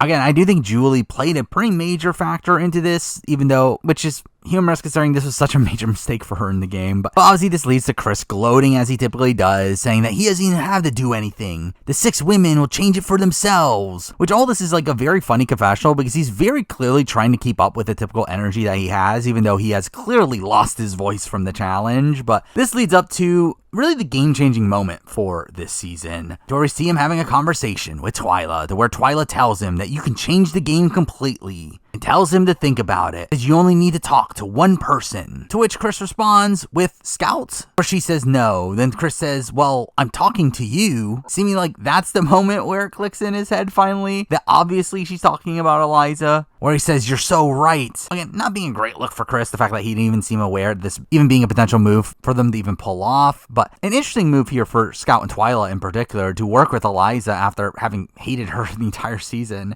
Though again, this was pretty much the last opportunity for them to pull over this move against Leanne and Amy, where had they not made the move at this point, they would have been forced into a 3v3 situation where, again, they're relying on rocks at that point. Or at this point, again, they could utilize Eliza as a number, with obviously Eliza being threatened by the fact that she'll go home if this doesn't happen, where all the votes are against her, to where, and seeing them put away their vendetta against Eliza to pull off this massive move in the game, again, is interesting to see here. It's something that we don't really see that much in old school Survivor, to where there's this deep hatred between these people, but they work together simply because of the game. To where, again, I think it's very impressive that they pull over this move, though at the same time, again, they have to pull over this move because they didn't didn't take the more ideal timing of the move earlier in the game. And again, I think they also just end up being very fortunate in the fact that the other women agreed to the Eliza vote in a spot where it seems like the overwhelming majority got on board after the Lori situation, where, again, I do think they had to be lucked out by certain aspects of this that allowed all these pieces to come together, though, again, when these pieces did come together, they end up utilizing it very effectively. Again, it is funny that, again, they burned their relationship with Eliza so much that they need Chris in this spot, to where Chris is pretty much the only one that they can get to talk to Eliza to convince her to flip over, as, again, a conversation with Twyla or Scout is probably not going to go particularly well. And again, the edit really does give the credit for this move to Twyla, with her saying that she's sworn her son, and it's not the right thing to do, but it's time for something to change, as Amy and Leanne act like they're better than everybody. Again, being strong content here to where actually at this point in the season, I think from an Edgic perspective, I would have looked at Twyla as a major frontrunner, to where I feel like her edit really doesn't go completely downhill until after this move is made, where it feels like the rest of the season is really kind of dunking on her. But I do find it interesting, though, that there really is almost no content from Scout throughout this entire episode, where she, again, seemed to be the initial person to propose this move in the previous episodes, though when it actually does come to be in this episode, she's pretty irrelevant to the overall storyline, which, again, I don't know if that's simply because Scout didn't do much and it was really all Twyla, but again, just felt like very wonky storytelling for Scout, where, again, also, I should mention the fact that Scout ends up being pretty purpled throughout this post-merge, so where, again, she was a somewhat present character throughout the beginning of the game, though her edit just completely dies towards the back portion of the game, where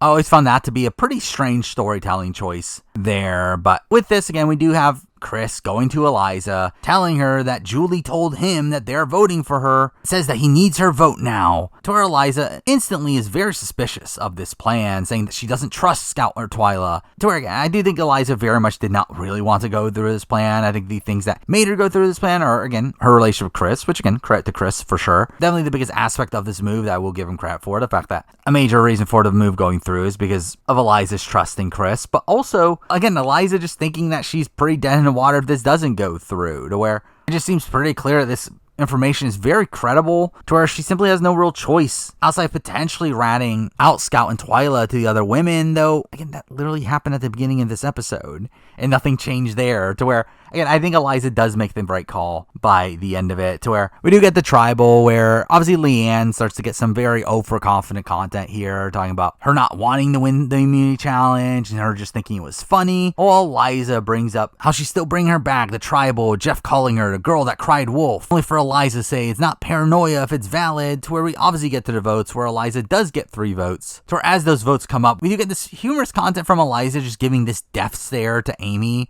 only for the votes to end up being this back and forth between her and Leanne, to where I will say I did find it very strange how they didn't just stack the Leanne votes at the end, which, too, for that's a more modern thing of really trying to hype up the blind side, while here again they go back and forth between the two, which kind of spoiled the blind side, as where did these Leanne votes come from if it wasn't going to be this big blind side on her. So again, we get a 4-3 vote where Leanne goes out of the game, the biggest move of the season. So we see Leanne leaving, saying that she's floored, and obviously just completely changing the trajectory of the game, really giving Chris the second chance in the game, and ends up putting him in a solid majority, where from this point on he has a pretty easy ride through the game. Though funnily, as Leanne leaves, we do see her say that she's flabbergasted that how the people can lie to your face, which is like, you would think that would be a thing that you would already know by this point in Survivor. Or just in general, the cast of Vanuatu here does feel like a bit of a downgrade strategy-wise from recent seasons, where, again, I feel like the jump from Amazon to Pearl Islands was pretty massive, and while All-Stars was its own separate thing, it does feel like the transition from Pearl Islands to Vanuatu, again, is kind of on a downward slump, to where, I don't know, it's because obviously, like, there were a lot more recruits at this point in Survivor, but I don't believe there were that many fans on this season, where it felt like we kind of stepped back to the style of gameplay we would see on maybe the Amazon or even Marquesas, to where it does seem like Leanne takes this vote off particularly hard and ends up being pretty bitter by the end. But anyway, with that, let's talk about Leanne, who I think is an understated player in Survivor history. I mean, obviously there ends up being a lot more focus on Amy through this season, to where, again, I do think Leanne is overshadowed because of that. I do think Leanne is, again, a very competent player. I think one that, again, had decent positioning at points, seemed to be pretty well integrated socially for most of the season, also seemed to be a major decision maker in the game. So again, I think she co-runs the game with Amy and was also, again, essentially the good cop in that relationship, to where, again, people did not particularly like Amy at points in this season, to where I think Leanne was looked at as a much more palatable person, to where had they gotten to the end together, I think Leanne pretty handily wins, to where I know Chris has talked about in post-game interviews that he definitely would have voted for Leanne due to how poorly Amy treated a lot of the men. Where again, I do think Leanne was in a pretty solid position in the game, played, again, a solid game, even though, again, she didn't really bring much to the show. I don't think she was that interesting of a personality. I think that very show in the fact that, again, she was kind of overshadowed by Amy, who was a much more interesting character on this season. But really, obviously, she was the impetus for the biggest blind side of the season. Really, I think that's probably the thing she should remember the most for, is the fact that her vote off is pretty much the biggest moment of this season. But with that, we'll move on to episode 12, where really from this point on, I mean, it is a pseudo-pagonging here of taking out Leanne's other allies, though despite that, I think it ends up being a decent stretch of episodes here. Episodes that kind of cement Chris's overall winning trajectory, while also, again, highlighting why Twyla ends up losing the game, where we started off right away with Twyla and Amy getting into an argument, with Chris really basking in the background upon this further dissension within the women, where Amy does say that she's thankful that she didn't swear on her brother, starting this major focus on Twyla being demonized for swearing on her son, and with Amy saying that she can't have respect for her because of that, to which we do see Twyla calling out Amy for being cocky and proceeds to say that we have the power now, and says in confessional that she has such a great mind sometimes, which is kind of showing her being cocky. But either way, we do have a reward challenge. All this obviously also showing this kind of downward trajectory for Twyla's win equity. But anyway, we do get to the reward challenge where Jeff comes in driving in a car, to where the winner of the challenge gets a Pontiac G6, while the winning group gets to go to a resort for showers and get dinner, or they get to eat until the restaurant closes, which is kind of a weird quirk of that. But really, I do find this to be kind of a strange challenge as a whole. First, in the fact that, again, it's the car challenge, where the car challenge has predominantly been utilized for the second chance challenge, which is utilized in the next episode. It also ends up usually occurring at the final 5 instead of final 6. So again, the fact that they use it now feels like weird timing in relation to previous seasons. But another weird aspect about this challenge is the fact that the people that go in the reward here is determined by essentially who is the top 3 in the challenge, to where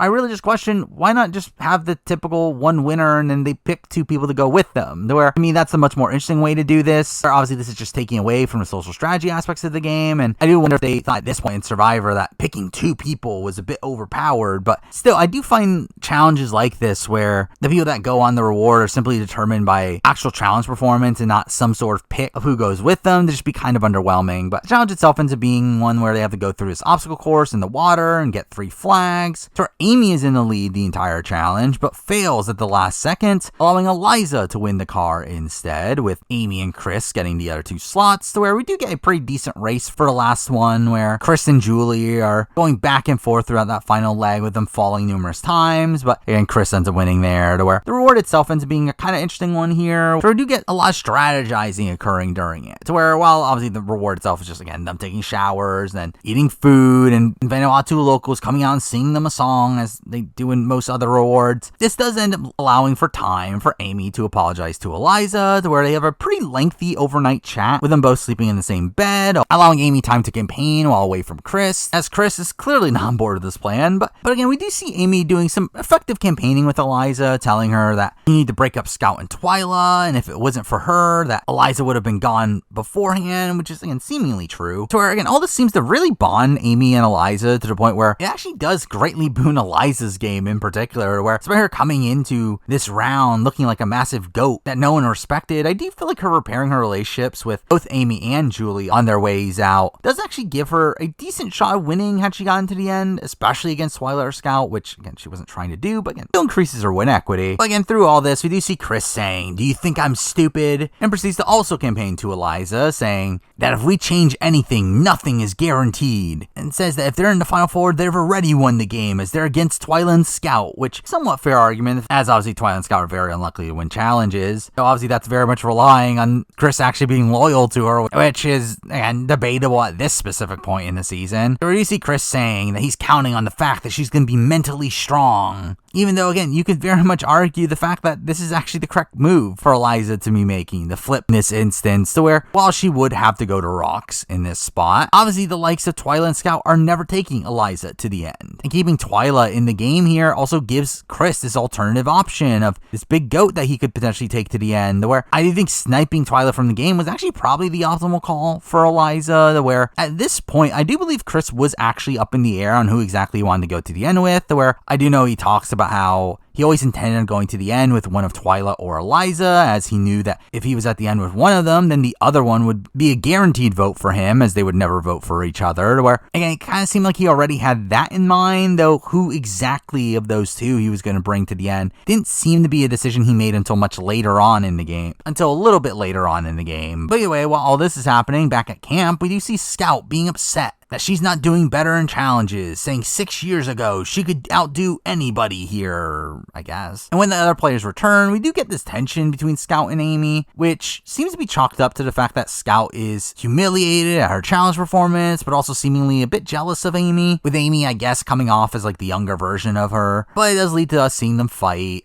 over them not having any manioc left at camp, despite Amy saying that she just brought some back, with Scout calling Amy a control freak. All setting up, obviously, them targeting each other, and Amy's upcoming vote for Scout, saying that she wants to vote for Scout so that she knows that she can have her name written down. All while she then proceeds to go to Chris and tells him that if Scout makes it to the final, it's gonna make her sick. Which, why say this to Chris? This is just incentivizing him to take Scout to the end now. And we literally do see Chris proceed to say that Amy needs to go and that she's a threat. Which, I mean, to be fair, he was going to say anyway. But anyway, we get to the immune challenge, which ends up being shuffleboard, which was mostly boring, with Chris pretty easily winning here. Though when he does win, we do see Scout and Twyla celebrating with him, which should be very telling in where this vote is going to go. To our post-challenge, we do see Twyla actually campaigning to Eliza that Amy needs to go, being one of the few times we actually see Eliza and Twyla strategizing together, which ends up going as expected, with Eliza telling her that, how am I supposed to trust you when you swore on your son? With Twyla clearly having a regret over that at this point, saying that it was a mistake that she wished she could take back, which, again, she constantly reiterates multiple times in this endgame because she gets constantly called out for it.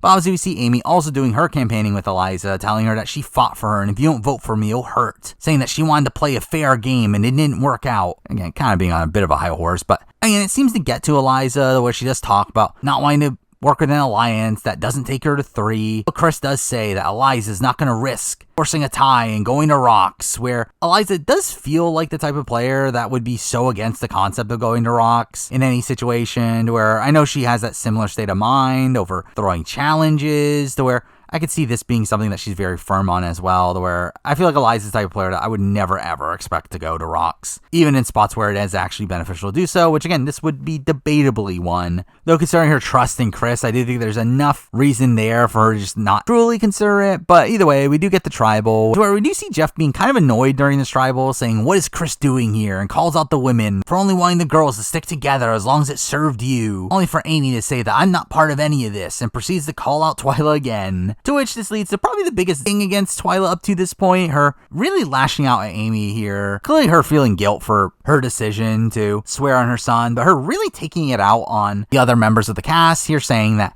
Amy needs to get over and get on with it. That you've been had, screw you. Again, terrible jury management there. Oh, Amy says that you bringing in your one most sacred thing and lying on it is not worth $1 million, I guess. But anyway, this leads to Eliza and Amy crying over Amy going home, where she talks about how she's grown to love Eliza and that Eliza's been willing to change and should be so proud of herself. I guess, again, that was never shown on the show. Or again, if this was modern day, again, this would be so highlighted on the show. Eliza's character growth, yeah, I feel like we get pretty much none of her character growth as part of the proper season. But anyway, we get to the votes, where Twyla ends up voting for Amy, calling her a drama queen to the end. While Scout says, queens get the throne and lightning will strike high trees faster than anything. While Amy's confessional here ends up being the most notable one, saying, as she votes for Scout, that you're pretty good at hiding your nasty side, but when your true colors come out, you're not not part of any rainbow I've ever seen. Again, really backing off of this seeming jealousy that Scout has against her and their LGBT connection. But we do see Amy getting voted out here in a 4-2 votes, to where in her final words she says that she wants to hold Twyla underwater, which is funny considering she ends up voting for Twyla at the end. But with that, let's talk about Amy, who was obviously a massive character on this season. I mean, someone that was such a star on this season, and to where, again, on a season that was not particularly popular with the casual fan base, I do feel like Amy is the one that seemingly had the most lasting power on this season. Again, kind of the person that the water cooler talk was based around, where while she wasn't necessarily a fan favorite and was obviously a pretty big villain for the show, I feel like she obviously comes out of this being portrayed as essentially the main figurehead for the All-Women Alliance, this alliance that does run a majority of the game. And through it, again, gets a lot of really interesting content through that, to where I will say that definitely did seem to boon Amy's entertainment factor on the show, as straight up, I don't find Amy to be the most riveting TV character if it wasn't for these aspects of her run, where I think if she was just on a normal season that wasn't this men versus women season, I don't know how interesting of a character she really would be. Again, we saw her in Micronesia, she wasn't that great there. Really, I don't think she really changed that much in between those seasons, to where obviously her edit changed. However, I don't think her personality really changed. I think she was really just the same person on both those seasons, just the role she played on the season was obviously vastly different. And while again, I do think Amy is someone that is very iconic for the show and someone that I would consider a pretty legendary figure for the show, I do feel like a lot of that felt very contextual to this specific season and how this season played out, to where I do think on most given seasons, again, she would just be kind of like a middle tier character, though also a really interesting player here. Again, really ran the game alongside Leanne for the majority of it, and again, definitely had a lot of holes in her game. Definitely seemed to get cocky in the game as well, but again, overall, again, massive TV presence for this season. Definitely one of the bigger stars of the season, to the point where, again, she's remembered 7 seasons later when they do Micronesia. So considering the fact she made that cut as one of 5 returning women to be on that season, again, I think it really is a testament to how big of a character she was at this specific point. But with that, we then get to episode 13, the penultimate episode, which feels like kind of more of the previous episode, where we started off with Twyla getting into another fight, this time being upset at Eliza for bringing up her swearing on her son at Tribal, with Twyla saying that you're rubbing salt in the wound, saying the only person she has to talk to about this is her son, and the rest of you motherfuckers can kiss my ass. Again, another not great look for Twyla here, where we see Julie getting annoyed at this as well, and leads to a little bickering between them two, with this obviously fully turning Eliza on Twyla. And we do see Julie proceeding to campaign to Eliza, getting Eliza to agree to vote out Twyla, saying that she doesn't know why she wouldn't be voting out Twyla. Though Eliza does tell Julie that she needs to get Chris on board, saying that she's only in if Chris is in, which I guess that's a reason why you wouldn't vote for Twyla. But it does lead into the reward challenge, where again, it's the second chance challenge, which again is typically you dole out a car, but instead here they're given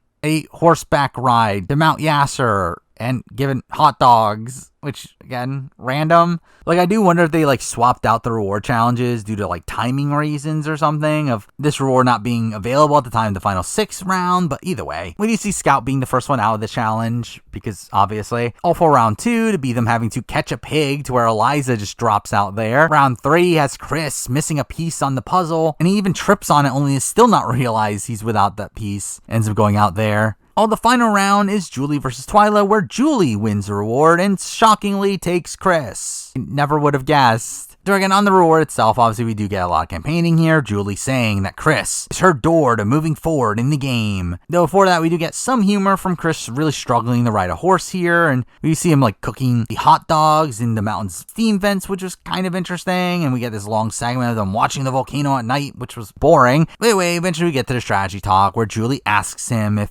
he's close to Twyla, to where he claims that he was never close to Twyla, aka has a final 2 with her, and proceeds to say that you've done nothing but help me since the merge, which obviously flipping on him is helping him, I guess. But again, Chris doesn't really give her a proper answer in this spot, saying that he hasn't decided yet, which I do think is actually genuine. I mean, really, I feel like the correct call is the one that he does eventually make in siding with Twyla and Scout, and it should have been a pretty obvious call to make in this spot, but Chris does seemingly waver on this decision and ends up essentially leading both sides on, because he legitimately hadn't made a decision yet, which the way he ends up playing this ends up being not particularly optimal in my mind, where him constantly reassuring Julie during this round, just to end up blindsiding her, really just opens up the possibility of her being extremely bitter at him by the end, where I do think he is very fortunate at the fact that Julie still votes for him at the very end, where I do feel like all this just really comes off as very unnecessary, to where, say he does tell Julie that he is voting her out, there's not really much Julie can really do with that, to where it's not like Julie ever had a close working relationship with Scout or Twyla, where it seems very improbable that she would have been able to flip their votes, to where I do think, he handled the situation seemingly thinking that Julie can actually do something about this and harm his game, when I don't really feel like there's much he could really do.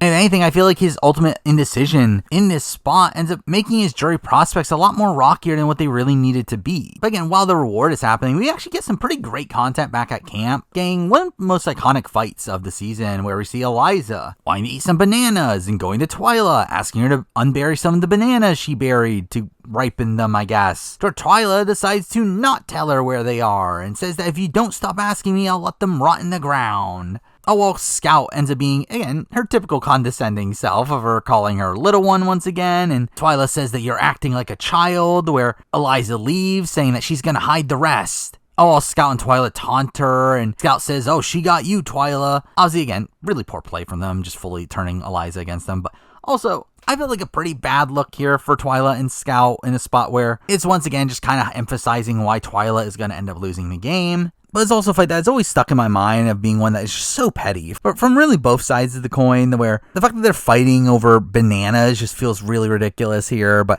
anyway, eventually Chris and Julie end up returning to camp, with Chris telling Scout and Twyla that he's still solid and nothing has changed. Only for Chris to then say in confessional that he doesn't trust anybody and they don't trust each other, but he thinks that they all trust him. Again, really highlighting the great spot that he's in the game at this point. But we do see him being unsure of what to do with Eliza, where Eliza does campaign to him and getting rid of Twyla, leading to a very funny moment here of Chris saying that, yeah, we're going to do what's best for us until final 3, only for Eliza to correct him and say final 2, and he says right, which again, really just showing you where his intentions are at this point. But this does take us to the immunity challenge, where it's one of these story-based challenges where it told the story of Roy Mata and have to answer questions about it by going booth by booth. Obviously a classic here, though a weird aspect of this is they also add in this basic puzzle aspect to it, to where at each booth you have to put together this puzzle to figure out the question, or they have to reset the puzzle as they leave, though clearly the pieces never really got scrambled when they reset the puzzle, where it kind of made this entire portion of the challenge just really pointless. But Eliza ends up winning the challenge here, leading to her getting pretty cocky on her way back to camp. We're here talking about how she's going to shock everyone and taking Twyla out. It says that she's putting a lot of trust into Chris, but doesn't think Chris would do that to her. To where we see Chris proceeding to tell Julie that he's voting out Scout and Twyla due to his friendship with her, which again is just making this all worse. It's really, again, just showing Chris really pumping Julie up here for a fall, to where once all this doesn't go her way, it just makes it feel like his entire relationship with her is just fake, which is what she calls him out for at Final Tribal. But interestingly, in this moment, we do see Eliza also mention the fact that she wants Twyla out here because if they go into 4 and they tie, they have to do a tiebreaker challenge, being the first time on the show that's mentioned that the Final 4 tiebreaker is not rocks. Now, again, this is before the first ever appearance of fire making, to where, again, unsure if fire making was actually the specific tiebreaker in this position, though I do think it's interesting that production confirmed to them that's not rocks anymore, where, again, we saw in All-Stars that just the general assumption was that they were going to go rocks at Final 4. Here we see it being very clear that that's not the case, which I wonder if that is a reaction to Jenna voting out Rupert because of her assumption of rocks, or they just wanted to make the rules more clear to the players for other reasons. But again, interesting that this is very clearly illustrated on the show here. But anyway, we do see Twyla watching the conversation between Chris, Eliza, and Julie, with this leading to another fight between Eliza and Twyla, with it being very clear that Eliza is going to be voting for Twyla in this spot, to where Eliza says that she has immunity tonight but not tomorrow, leading to this really dumb bickering over who is lying, to where Eliza says that she hasn't lied in this game and that you've been plotting against me since day one. The fight does end here in a funny way, with Twyla asking Chris what he's thinking, with him just watching from the background, only for Chris to just say that I'm just laying here, with him clearly being the swing vote in this position. with, again, him seeming to still not fully know which way he's going to go. So we do see him have conversations with Scout and Twyla, with Twyla saying that she wants to believe Chris, but can't let her guard down, where people have murdered for less than $1 million,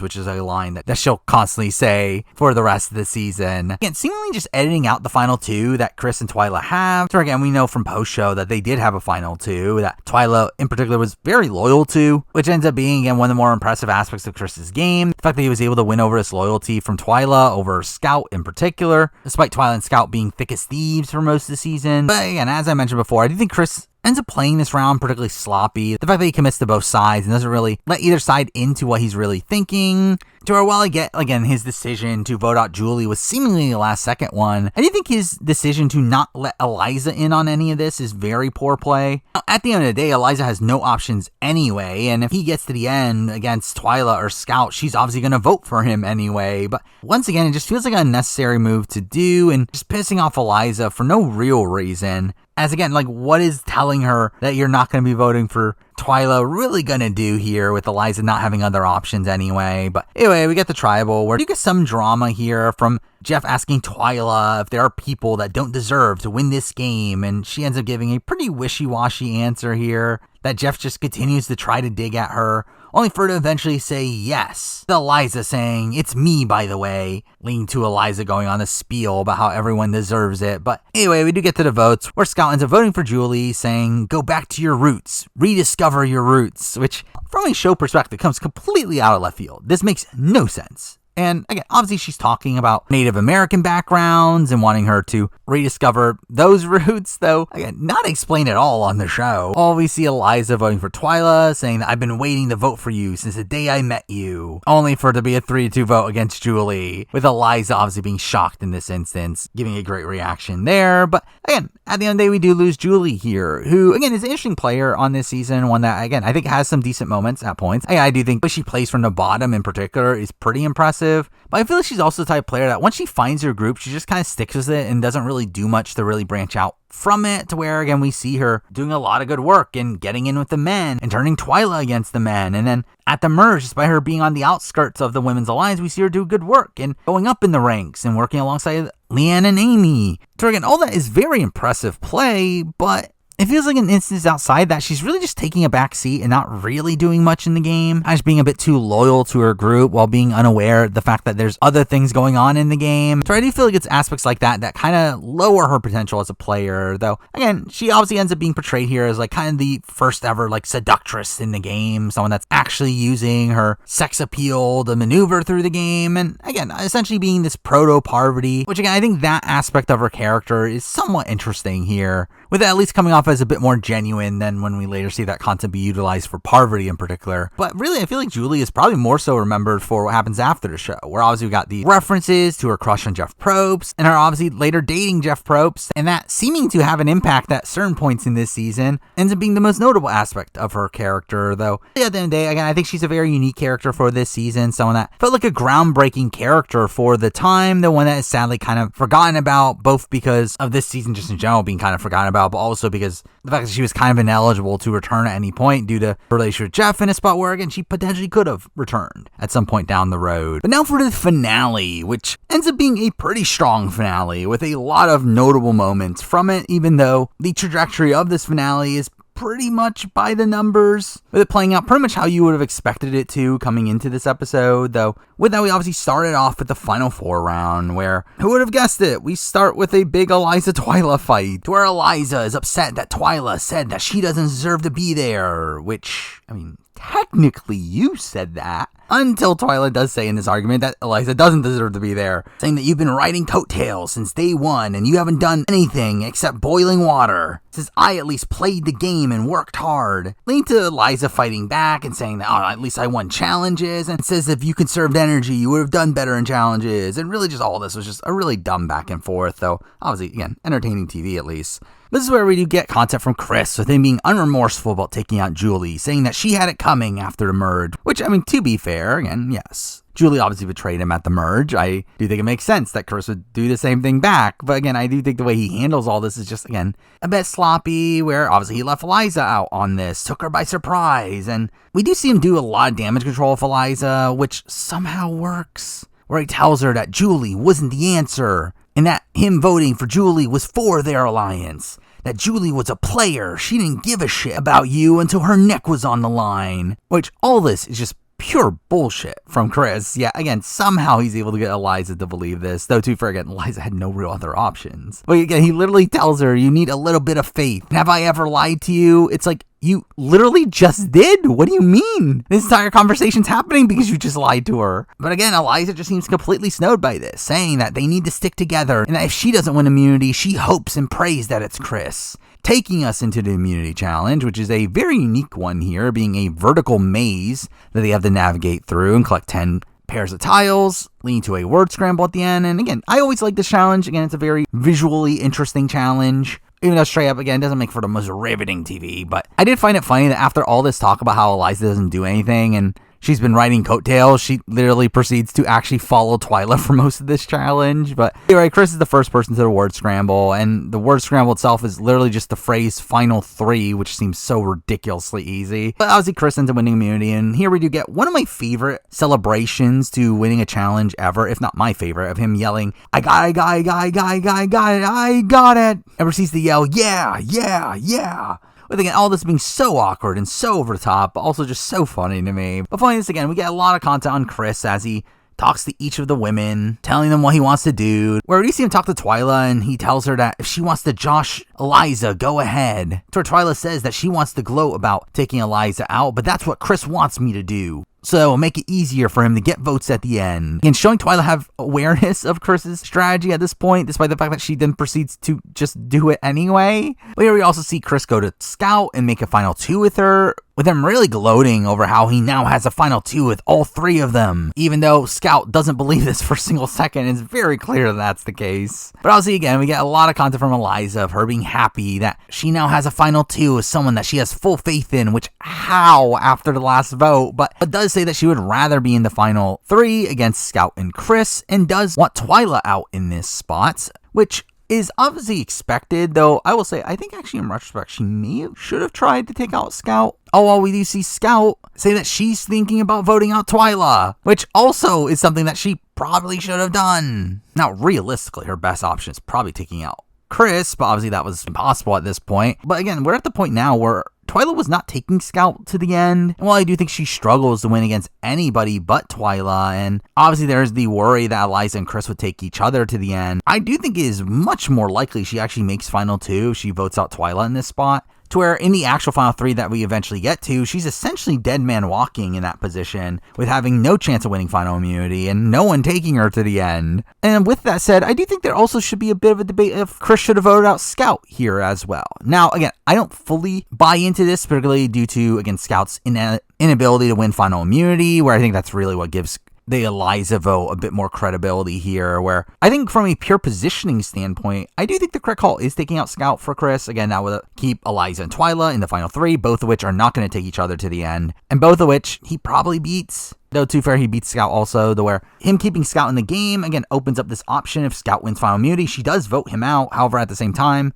she wasn't winning final immunity. So I do think he, at the end of the day, makes the correct call here, though I think it's something to at least be talked about. But at this point, it's pretty obvious that Eliza is getting voted out here, with not much suspense really coming into Tribal, where we never even really see another true option come up, to where we never really see Chris even consider voting alongside Eliza. So there was no setup to him potentially flipping against Twyla outside of a short confessional of him just saying that he finds her annoying, which doesn't really mean anything, to where, again, we do get the Tribal, where you have Twyla once again having to talk about her swearing on her son, because that doesn't happen enough on this season. And we do have Eliza coming off very naive here, and her saying that she's so happy that if she didn't win immunity, that Chris has it right now, only for her to obviously proceed to be voted out. To where, well, we do see Eliza voting for Twyla, giving a pretty great confessional here, saying that she's voting for her for a third time in this game, and you're like the cockroach that won't die under the refrigerator. Oh, Twyla votes for Eliza, saying you drove me crazy since day one, and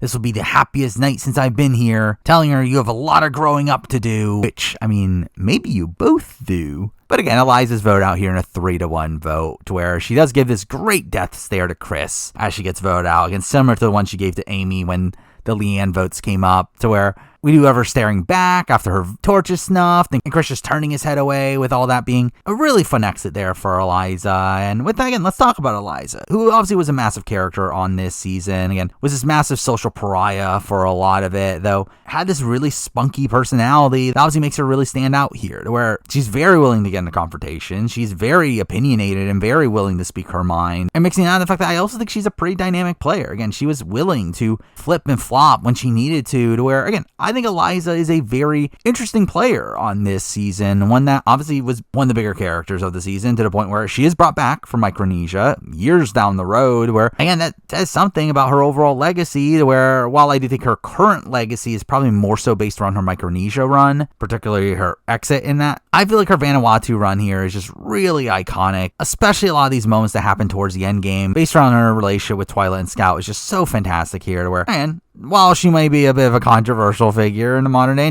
I guess it was always a controversial figure, I do feel like her role in Vanuatu is really incredible here, to where she's definitely one of the stars of this season. But with that, we then get to the final 3 round, where we see them celebrating over how Eliza is not there to run her mouth, to where we get a very questionable confession from Chris saying that he didn't have a choice to play the game the way he did, which it's like, you definitely did have a choice on how you treated Eliza and Julie on their way out, but okay. But anyway, Jeff ends up arriving the next morning to set up the rites of passage, which takes them to Roy Mata's burial place, which I definitely care about. Again, all this was so boring, and thank God they've gotten rid of rites of passage. So again, it takes us to the final immunity challenge, which is being a pretty cool one here, them having to hold this warrior pose while standing on 2 pegs and while holding onto a bow. And again, it's a pretty cool, unique looking challenge here, though obviously right away, as expected, Scout is out, which, again, the result's pretty much already done. But from a casual perspective, I do think there is a lot of thought that, okay, if Twyla wins immunity, she probably will take Chris. So where,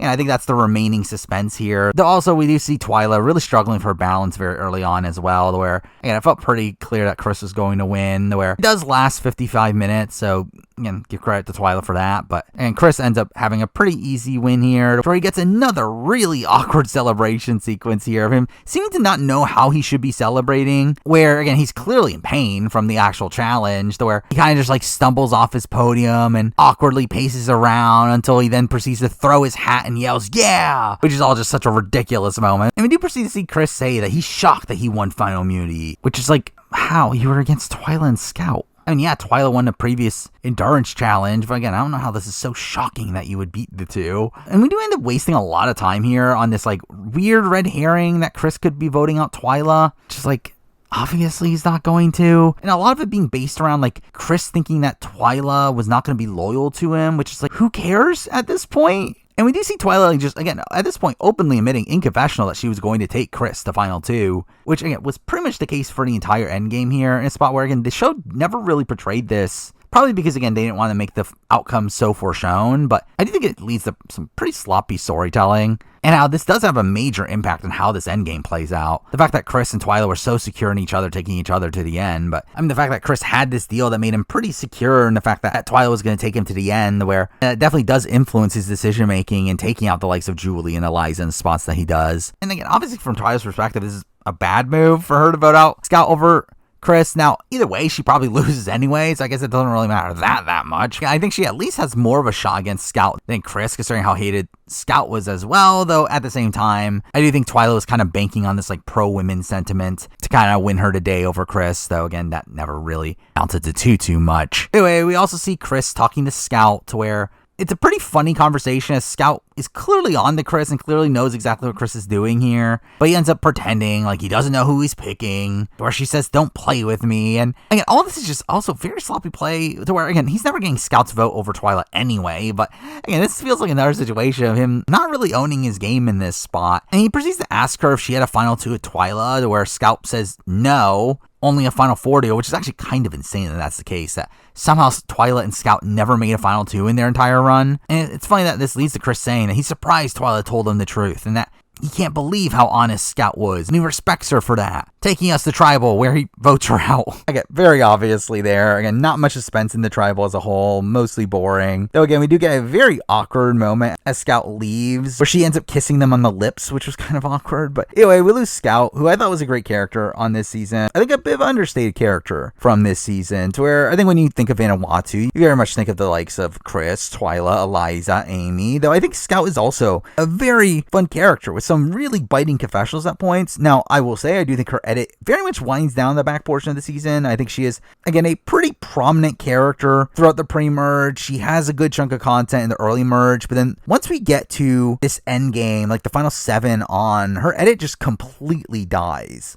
to where she is pretty much overshadowed by literally everyone left outside of her, to where I think that's a bit underwhelming. Though really as a whole, again, I think Scout is a really interesting character, and I think she's also a really interesting player. Now, I will say, I do think my opinion of Scout went down a little bit on this rewatch, where I think I always remembered it as Scout was really the mastermind between her and Twyla, when in reality, I think it might have been the opposite, to where while I think Scout, again, definitely had some decent instincts for the game, she mostly fails at the things that she's trying to do, and it's Twyla that's able to execute those things, to where, again, I think because that my opinion of her game went down a bit on the rewatch, even though, again, I think she's still a very solid player, and one that is kind of forgotten about from this season. But with that, we're now at the final 2, to where we actually do get some intrigue before the actual final Tribal, to where we do obviously see the state of minds of these players. We're seeing Twyla talking about how she thinks she played the best game and won't suck up to the jury, and that she outwitted and outplayed them, which is not a great mindset to have coming into it, with her coming off very cold in that approach, while Chris talks about how he's worried that the women are going to vote for the women, to where we do actually see him enact a pretty interesting strategy here. Again, seeing him continue to play the game on the final day here, saying that Twyla's outspoken and he'll use that to his advantage. He wants to use that to remind people how Twyla acted, where he tells Twyla that he isn't taking crap from any of these jurors, and you should let them know you don't give a crap too. And this is clearly Chris really goading Twyla into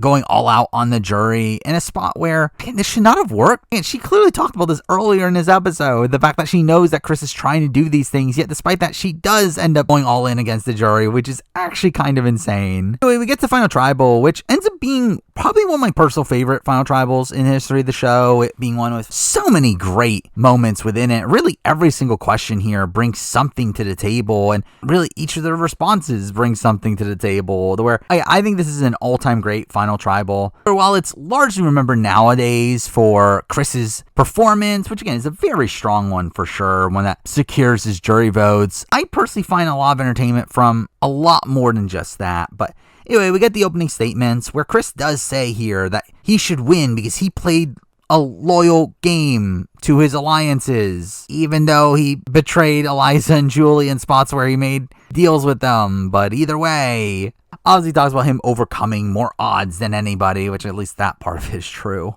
Oh, while Twyla says that she had one goal, and that was to win the $1 million, and that she played the game to win and played hard, and that everything she did came from her soul, which is probably not a good thing to say in this spot where people don't like what you did. But again, really just emphasizing how much Twyla just played this very aggressive game with no consideration of the jury itself. And that really emphasizes itself with the first question of Final Tribal, which ends up being one of the most notable ones, not even just from this tribal, but possibly of all time, with it coming from Eliza, to where Eliza says, Twyla, I'm starting with you, saying congratulations, you've done exactly what you set out to do. You came into this game saying that you do whatever you had to do. It says that you were a lying, deceptive bitch in this game. You never treated me with an ounce of respect. You didn't talk to me as if I deserved your breath. I might envy your position in this game, but I do not envy your life. Which, again, that sequence of words to me are just so iconic. I feel like these are words that, again, do linger in my mind at points, where just the vitriol that Eliza says these phrases, and again, that final phrase of I do not envy your life is something that has always stuck with me here. But again, it's funny that she then later transitions this to Chris, saying that you, on the other hand, you shocked me. Whereas I knew Twyla was a deceptive lying bitch, but I didn't know you were a deceptive lying bitch too. Saying you pretended to be my friend, stabbed me in the back with the Julie thing, and then stabbed me in the back again. Unnecessary, blatant lies, which again is kind of just the issue with Chris's endgame. It really is doing these things for very little benefit, and I still think Eliza and Julie still think that that's the case after this season, though obviously, again, when he's against Twyla, it's not like there's a much better option anyway. But again, overall, Eliza's monologue here is just so iconic. Again, definitely one of the most memorable jury speeches in my mind. Then we get to her actual question, which is her essentially just asking for an apology. To where, what do you know? Twyla can't do that. First, not taking ownership of really anything she said about Eliza, saying that she never treated her with disrespect and never said any bad words to you until this week. Only for Eliza to start listing things, saying that you called me a spoiled brat and I didn't deserve to be here. Only for Twyla to say, but I said that to your face. Again, essentially, in a spot where she's supposed to be giving this apology, is instead fighting with the person that wants the apology. Twyla saying that you think I'm a deceptive, lying bitch, well, you're a spoiled, rotten child. And if you don't owe me an apology, why do I owe you one? Which is like, that's because you want her jury vote. I get a purely insane response from Twyla. Probably one of the worst individual responses to a juror a person's ever had in the history of Survivor. But this is followed up by Chris saying that I did you wrong. I broke our pact and I owe you an apology and I'm sorry. With this being the start of Chris bullshitting his way through this entire final tribal. And what, again, ends up being talked about as one of the greatest final tribal performances in the history of the show. And yes, he does very effectively smoosh his way through each of these jurors one by one, but it feels like in a way that's so see-through. So obviously, he later gets called out for it, and it's also something that I feel like this would be so ineffective against me personally. I feel like I would be more so annoyed how blatant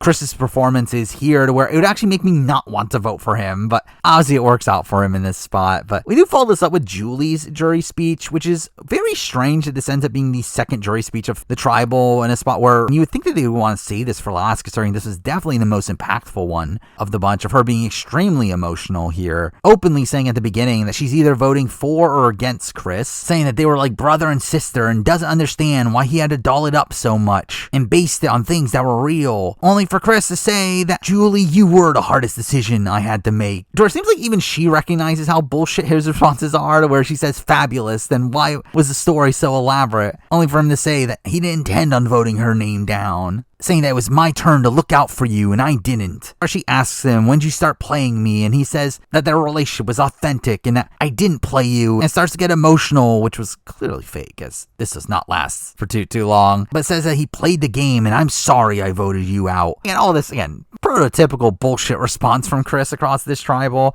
But again, all this a very emotionally impactful jury speech here, probably one of the most emotional speeches in any final tribal. But it is funny how, following Chris's response to all this, we get a shot of Jeff fucking annoyed. I wonder why. Anyway, Leanne is the next person to go up, asking Twyla about her turning her back on the 4-person alliance, talk about her swearing on her son's life, because obviously, only for Twyla to give an actual decent response here. I feel like her bring up the strategic reasons why she did. Again, saying that when you brought in Julie and kicked out Scout from the alliance, that pretty much showed that you could have done the same thing to me, saying that I didn't trust you anymore after you did that, which again, very sound response there. Issue is that then she proceeds to say, well, I guess I did trust you, but I did not trust Amy, with Amy proceeding to shake her head, which is, again, why are you burning Amy like this? Which again, it's kind of funny, as really Amy is the only woman outside Scout that's actually in her corner at this point, with her being a very pro-woman figure on the jury, though again, Twyla does as much as she can to kind of throw that away at Final Tribal. Oh, and then Chris is asked, and then she asks Chris, why should she not stick with the all-women's alliance in her jury vote? To where Chris says that he had to look at a back door opening and that Twyla gave it to him and that he took advantage when opportunity came. Says he persevered, which obviously plays into his underdog arc. Though outside that, I think is, again, a strange response, one that probably wouldn't work that much in the modern day, where he's essentially giving Twyla credit in this spot, essentially saying that it was Twyla that made the move, which again, is effective in this spot because, again, it further demonizes Twyla in Leanne's eyes. Though, again, it's not really a tactic that I think would be really appreciated in the modern day. But again, I also have to mention the fact that I do find it funny how much Chris just uses the term backdoor, which again, might not be the last time at Final Tribal. But anyway, Amy is the next to get up, saying that she sees irony that Twyla wouldn't have apologized for $1 million,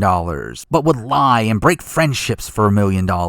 which, again, is actually a really funny thing to point out here. But also, we do see Amy here being annoyed at the fact that Twyla seemingly didn't trust her, saying that you had 100% of my loyalty, which, I don't know if that's entirely true. I don't think you were taking Twyla to the final 2, but this obviously leads into more talk about Twyla swearing on her son, where she apologizes. obviously, but then also seems to be incensed at the fact that no one seems to like her, with Amy calling her out for having lied to them. But it does lead to a pretty interesting question here, one that I actually do kind of like from Amy, asking, what does she not have that they do have that got them there? Oh, well, Twyla says that she was harder and colder, and you don't have that in you, and I have it, which, again, a pretty cold response to that. Oh, well, Chris ends up being Chris, saying that I don't have any qualities better that got me here over you. Says you have a soft heart, and I didn't give you a break, you gave me a break. Which, again, a very pageanty answer there, which, again, just felt like an answer that was entirely bullshit. All for us to then get to Chad, where we get really the epitome of the bullshit answers here from Chris, where, I mean, Chad being Chad ends up being kind of boring with his question here, essentially just asking them what they got from this experience that changed them, though Chris obviously ends up saying that what he got was being able to play with the final 9 people here and seeing the genuine qualities that all of you possess and how they never faltered, but says that money started talking and that the 2 people that possess the least amount of those qualities are here. Says that everyone on the jury has a quality that'll make him a better person, which is, again, entirely bullshit. And again, won't be the last time Chris props up the jury members themselves, which, I'm too fair, is an effective strat. But again, it's a spot that just comes off so see-through to me here. But anyway, we then get to Sarge's question, which is one of the more notable ones of the bunch here, being one of my personal favorites, where he goes to Twyla and says that I hold myself to my values and that he doesn't want to see her on the street or get a phone call, but you need the $1 million and you will 99% get my vote, I guess. Obviously leading to Chris looking confused. But then proceeds to ask her if $1 million is the price tag to cast her son's name to hell, because that's obviously what she was doing when swearing on her son. But then proceeds to say that if my mother did it, I would tell her to kiss my ass. Only for Twyla to very coldly say no, with all this kind of reminding me of like the Trish Tony situation in Cagayan. Now, this is followed up by him then going to Chris, saying that, asking him where's their friendship stand after learning that you won't be getting my vote. Clearly feeling like a test in a spot where no way Chris ever believed that Sarge was not voting for him. But again, Chris obviously gives a really great answer to this, literally passing the test and saying that there's no price on our friendship, and I don't care if you vote for me or not. We'll be sitting there in Charlotte and watching the race. That's a fact. Which, again, him saying the phrase, that's a fact, has always been something I've personally found humorous. But with that, we do end this final tribal. But the final juror to give her speech here ends up being Scout, which I will say is a very random choice here. Obviously, she is the final juror, but really her speech ends up being a pretty superfluous one. So obviously she comes off very supporting of Twyla, saying that Twyla can't bullshit much, while Chris is bullshit up to his ears, obviously calling him out for his performance, though proceeds to say that not sure where they'll take you outside of right here, which seems to be her implying that she thinks Chris isn't winning, I guess, or maybe she's talking about outside of the game. But if she's talking in-game, I would assume that that's probably due to the fact that she maybe thought that the women were going to vote for Chris. To where, I mean, to talk about the jury philosophy on this season, I mean, obviously inherently there was this initial want for a woman to win this season from the women of this cast. They spent a lot of the merge phase talking about not wanting to screw it up and allow one of the men to get to the end, where clearly, again, there is a very pro-women sentiment. However, the issue is that it's Twyla at the end, someone that either burned a good chunk of the women here or just outright treated them terribly, to where I think that's particularly what makes it very difficult for the likes of Leanne and Eliza to vote for Twyla, all while Julie obviously had a close connection to Chris, to where, again, I think her vote was always going to be based solely around what Chris did, which in essence essentially gives Chris this massive lead coming the final tribal, despite Amy in particular supposedly doing a lot of campaigning at Ponderosa, trying to get the women to stick together and vote for a woman to win at the end. It obviously ends up being for naught here. But with that, again, we do get the closing statements, which I did think were pretty strong here, with Twyla saying that she didn't want to deceive or lie to anybody, and all she was thinking about was bettering her life, while she didn't take in consideration other people's feelings, admitting that it was self-centered of her, though proceeds to say her typical line of people kill for less than what we played for, but proceeds to then call out Sarge and say that you didn't have to make me feel lower, says I respected you and hearing that kills me, and ends with apologizing to everybody and says that the game ended up playing her, and that if you can forgive me, maybe I can forgive myself, which is all, again, just really tragic final words here. A spot where, while I do get the vitriol from the jury here, again, I do think she treated people poorly. I do think she, again, betrayed people for sure. I do still, by the end of this, just really feel bad for Twyla, or just really feels like, again, this tragedy for Twyla. where Twyla played the game as hard as she could have, and obviously it leads to her getting to the end with no respect from the jury. And it's about where she's doing this where she really does need the money. I mean, she's probably one of the Survivor players that needed the money the most, especially of people that made it to the finals. Where, as Jeff will talk about the reunion show, again, she works 3 jobs, 6 days a week. Where, again, had they been voting off of need, again, Twyla would have been the very easy vote here. And you kind of tell that this final tribal just kind of broke her, and her just feeling genuinely terrible about how she made the others feel. And again, her final line of just saying that maybe she can forgive herself is just such a gut-wrenching line there. But with that, we then proceed to Chris's final words, which is the complete opposite. Where again, Chris goes into full bullshit mode here. He says, "Scout, you called me out, but you can't bullshit a bullshitter." Essentially admitting to the fact that he's bullshitting and then also proceeding to then bullshit. Literally doing the strat of going through the jury one by one and talk about why they should vote for him, which again is an effective strat here, but again, just so see through it. How again he goes to Julie saying that all that matters is not your vote, but that we mend some fences and that you're still like a sister to me. Where then he proceeds to say, "And I brought your hat," pulling out her hat with obviously the intention of giving it back to her, which is so funny. I literally audibly laughed at this moment from just how over the top Chris's performance is through all this. Just again, how much bullshit is emanating from his mouth through all this. But then he goes to Eliza, tells her that he owed her an apology and that you guys would have deserved it more. That isn't bullshit. And I do believe that, even though it definitely is bullshit. But then goes to Amy and Leanne saying that I got to sneak into the back door because of the person on the left and I took advantage of it. Again, I'm being this double-handed compliment that I think is, again, effective in saying that Twyla was the reason why you went home, but also saying that he played well by taking advantage of it. Again, good answer, but again, why you have to use the term backdoor. And then finally goes to Chad and Sarge saying no matter how you vote, I made 2 friends, and proceeds to say vote with your heart. aka vote for how I made you to feel through these final bits of bullshit. But either way, we get to the voting itself, where obviously we do see Sarge voting for Chris, saying psych, which might be the most 2000s voting confessional of all time. It says that I know where your friendship stood, and says honor and integrity, because that's obviously what Chris is all known for. Oh, well, Eliza then votes for Chris, saying you screwed me, but I like you better, which again, also very clear that was going to happen considering she was never voting for Twyla. All Scout votes for Twyla, saying thank you for the strong, unspoken women's alliance that we took to the end, which again, I guess was unspoken, despite everyone knowing that Scout and Twyla were together. Oh, well, Amy then proceeds to vote for Twyla, saying that it came down to the fact that you didn't give any crap answers and said what you meant. Again, clearly being actually a spot where Chris's bullshit responses possibly lost him a vote, though again, from what I understand, Amy was still leaning Twyla coming into it anyway. Either way, we have Jeff collecting the votes to where we get one of our last of these Jeff's journey to the vote reveal segments. This one coming off very over the top, and how Jeff lights up a torch and treks through the woods, slashes branches through the night, only for us to cut to the day where he finds a plane and then flies to California, only for him to then skydive with the votes in hand, conveniently landing next to a motorcycle that he drives to the studio. Again, all this is really dumb, but obviously iconic. But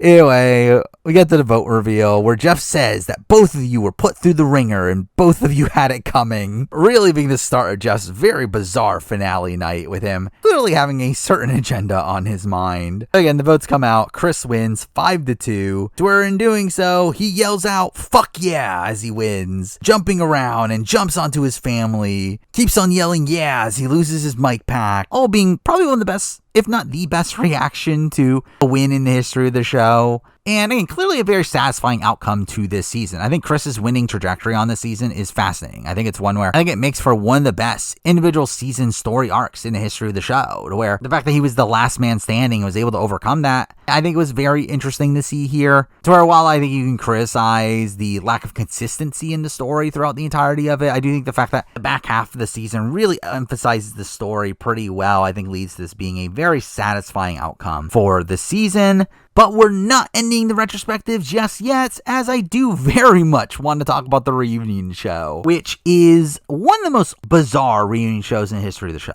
by far. I think it is one where there's so much out of the game context to take in here, and so many interesting moments within it that, again, I do want to fully talk about it. And I do also want to mention something that, again, isn't really part of Vanuatu itself, and actually I believe takes place after the reunion show. I believe it was at the after party, though it is something that does end up having a pretty big impact on Survivor history. history. That being that this is the night where Johnny Fairplay essentially screwed over his relationship with Jeff Probst. Where while, again, Jeff obviously did not particularly love Fairplay on Pearl Islands, I think he at least respected him as a TV presence. Though I think this is the point in real time where Jeff really starts to hate Johnny Fairplay's guts due to the fact that this is the night where Johnny Fairplay got into a fight with Jeff Probst's brother at the after party, which is a pretty surreal thing to happen. I mean, to be fair, there's no actual video footage of this, and it mostly comes from outside sources, though. Again, it's a pretty impactful moment in Survivor history to where it is something I'll definitely bring up down the road when we talk about Micronesia, which will be a ways away from now. But as for the reunion itself, it does to a pretty funny start where, again, immediately after Chris's win, we obviously have Jeff giving his spiel before the commercial break leading into the reunion, where he is clearly annoyed, saying that Chris is one of our most unlikely winners. Which, to be fair, I assume is because of the men being outnumbered, but it's really funny when you're looking at this as another dig at Chris, where the way that Jeff ends up operating this reunion show is obviously very clearly unprofessional,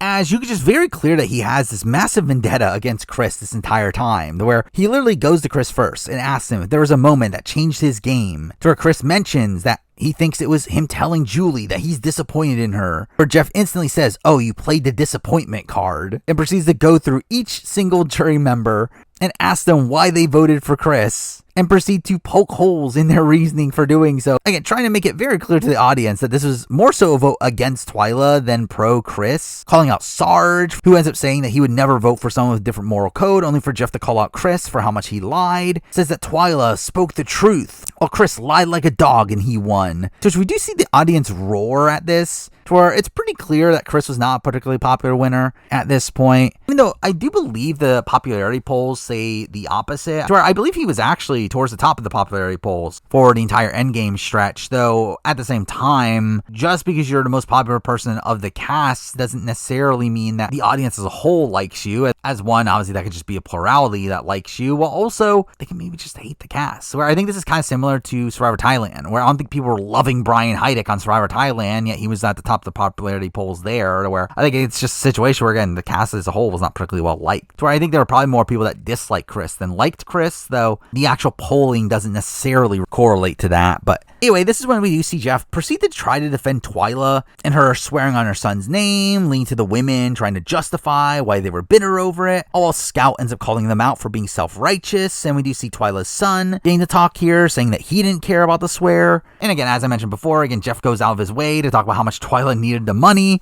So again, very clearly he's trying to make you feel like Twyla was robbed of this win here. So we see him then proceed to go and talk to Lori, and Lori talks about how Chris never told her he won and pretend he got voted out that night, where Jeff literally says Chris lied, but that's okay because that's his character. So again, obviously Jeff is extremely harsh on Chris through this reunion show, something that Chris has gone on record in saying that Jeff did later apologize to him years down the road, where again, obviously I think Jeff recognizes how much of a dick he was being here. And I think there's a number of reasons why. I think the first reason is the fact that I think someone like Chris is just someone that he never particularly loved on the show. Yeah, he never liked these archetypes of these like more salesman-y style characters. So I think at the end of the day, I think his opinion of Chris is not that far away from his opinion of Heidik. Obviously taking out the more icky aspects of Heidik's run. But again, I just think there's something about him personality-wise that he never really gelled with. But the more obvious reason at why Jeff is annoyed at Chris is essentially revealed at the end of the reunion show, where we see Jeff and Julie holding hands, revealing that he is now dating Julie, which I will say does lead to a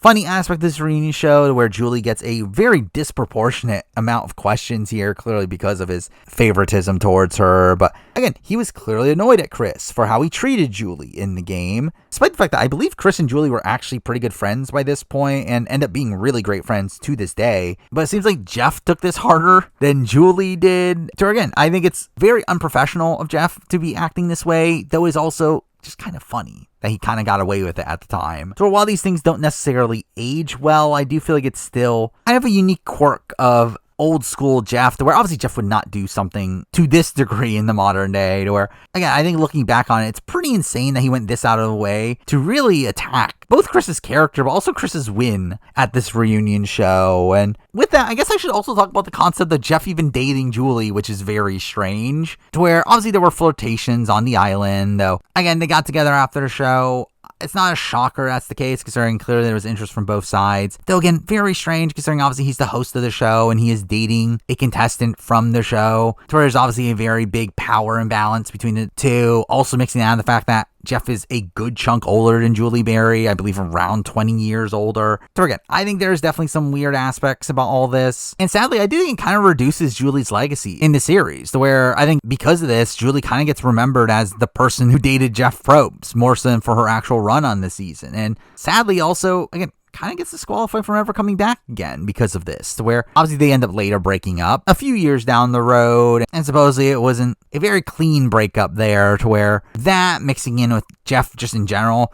obviously having a conflict of interest with her potentially being on a returning season, obviously leads to her being someone that, again, really had no shot of coming back from that point forward, where, again, something that I think just kind of sadly tanks Julie's reputation in the grand scheme of things. Also just being a very surreal thing that Jeff actually dated a former player, but obviously, again, at the end of the day, that was the main topic I did want to talk about from this reunion show, though I do think there is actually some humor beyond that, specifically from these like shorter check-ins with the other players, where, you know, we get like Rory pointing out John Kay was flat broke and is actually a model, where we get this cut to John with him clearly being annoyed at that. We get Brooke and Lisa just very blatantly asking production to bring them back in a future season, which is really funny. We have Dolly being asked about her sheep, which again, like, why? Oh, well, we also learn that JP is also starting a career in Hollywood, with him being in a Home Depot commercial, which is weird. But anyway, again, as a whole, just a very bizarre reunion show. A lot of it due to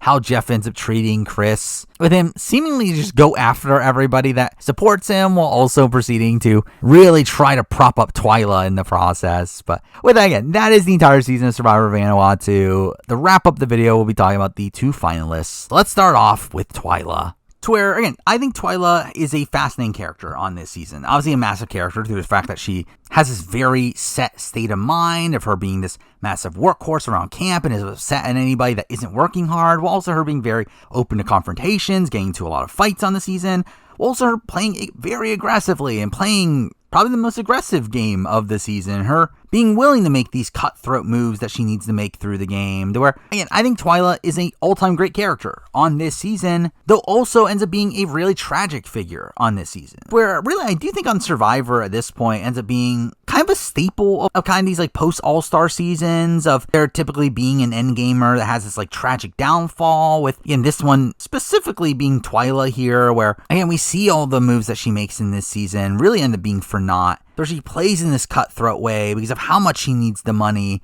only for the jury just outright hate her by the end, where obviously a lot of that is due to her own poor play and her poor treatment of people. Yeah, I still think it is a very tragic way for her to go on to lose the game. But despite that, again, I think Twyla ends up still playing a very solid game on this season, where her navigation through the game was really superb, even though at the end of the day, obviously her jury management was completely abysmal. Which obviously makes her overall loss here very justified. But with that, we then move on to the winner of the season in Chris. And Chris is an all-time great character for me. I think Chris is actually up there as, again, one of the best one-time characters in the history of the show. I think he has a fantastic way of speaking in the confessional. I really adore the way he describes things and the cadence that he ends up using that really just adds this gravitas to anything he says, to where, again, it just really pulls you in to any of his confessionals, to where he ends up having so many iconic confessionals across his run here, while also, again, having some really great celebrations. His final trial performance is just really ripe with character moments of just how much he's bullshitting the entire jury. And he obviously plays a really interesting game as well, to where, again, I think he really runs the original Lepevi tribe. He's in the main core of that group. Obviously makes the mistake that puts them down, the numbers coming to emerge, but recovers beyond that due to some strong relationships and,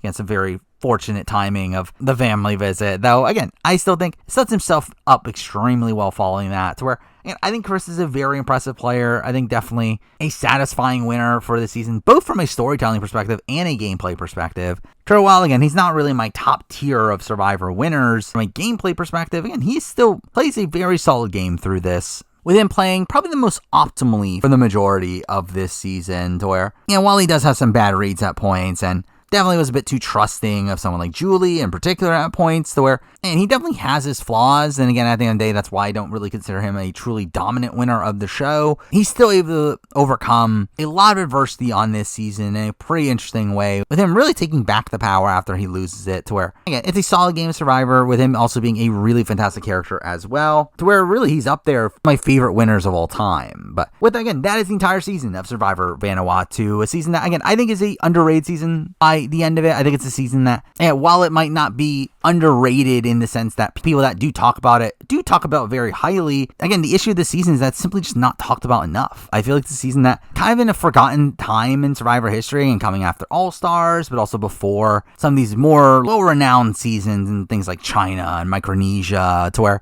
Vanuatu, again, kind of just falls to the wayside, to where while it has this very solid niche following, I feel like it's a season that people just kind of forget about. And I think, even at the time that was originally airing, it was a season that was not responded to particularly well, to where I think this is the type of season that ages very well post-show. I think it's one where, now knowing the winning trajectory of Chris and being able to rewatch the season and know that that's what's going to happen, I think it ends up adding to the appeal of the season, to where I think I can get for sure why this season was looked at pretty negatively from a episode to episode basis. But again, I think it's a season that really works on a binge, to where it has one of the most interesting winning trajectories in the history of the show, has some really underrated characters, and some of the best characters of all time in my mind, from the likes of Chris and Eliza and Twyla and even like Rory. I think Sarge is an underrated character. Amy is obviously a massive character on this season. And you got Scout. Again, you got so many. You got Scout. You got so many fantastic characters on this season, where while you definitely got some duds early on, and there's definitely some stagnant points of the game from a gameplay perspective, I still think it's a pretty consistent season of the show, to where even those slower episodes aren't entirely boring. Towards the season, I do think my appreciation for it did go up through this overall rewatch. But with that, again, those are my thoughts of Survivor Vanuatu. Now, moving forward, I'll do a player ranking for this season that will come out presumably towards the end of Survivor 47, again, around the 20-year anniversary of the finale of Vanuatu, so stay tuned for that. Obviously, next year, I will be doing my retrospective Survivor Palau, which will be interesting, considering Palau, I believe, is the season that it's been the furthest amount of time since the last time I've watched it, which in that time, my opinion of it has gone down. So again, we'll see if my opinion goes up or not through that rewatch. And just in general, obviously, just expect more of the same style of content from the channel. But for now, that is the video. Thank you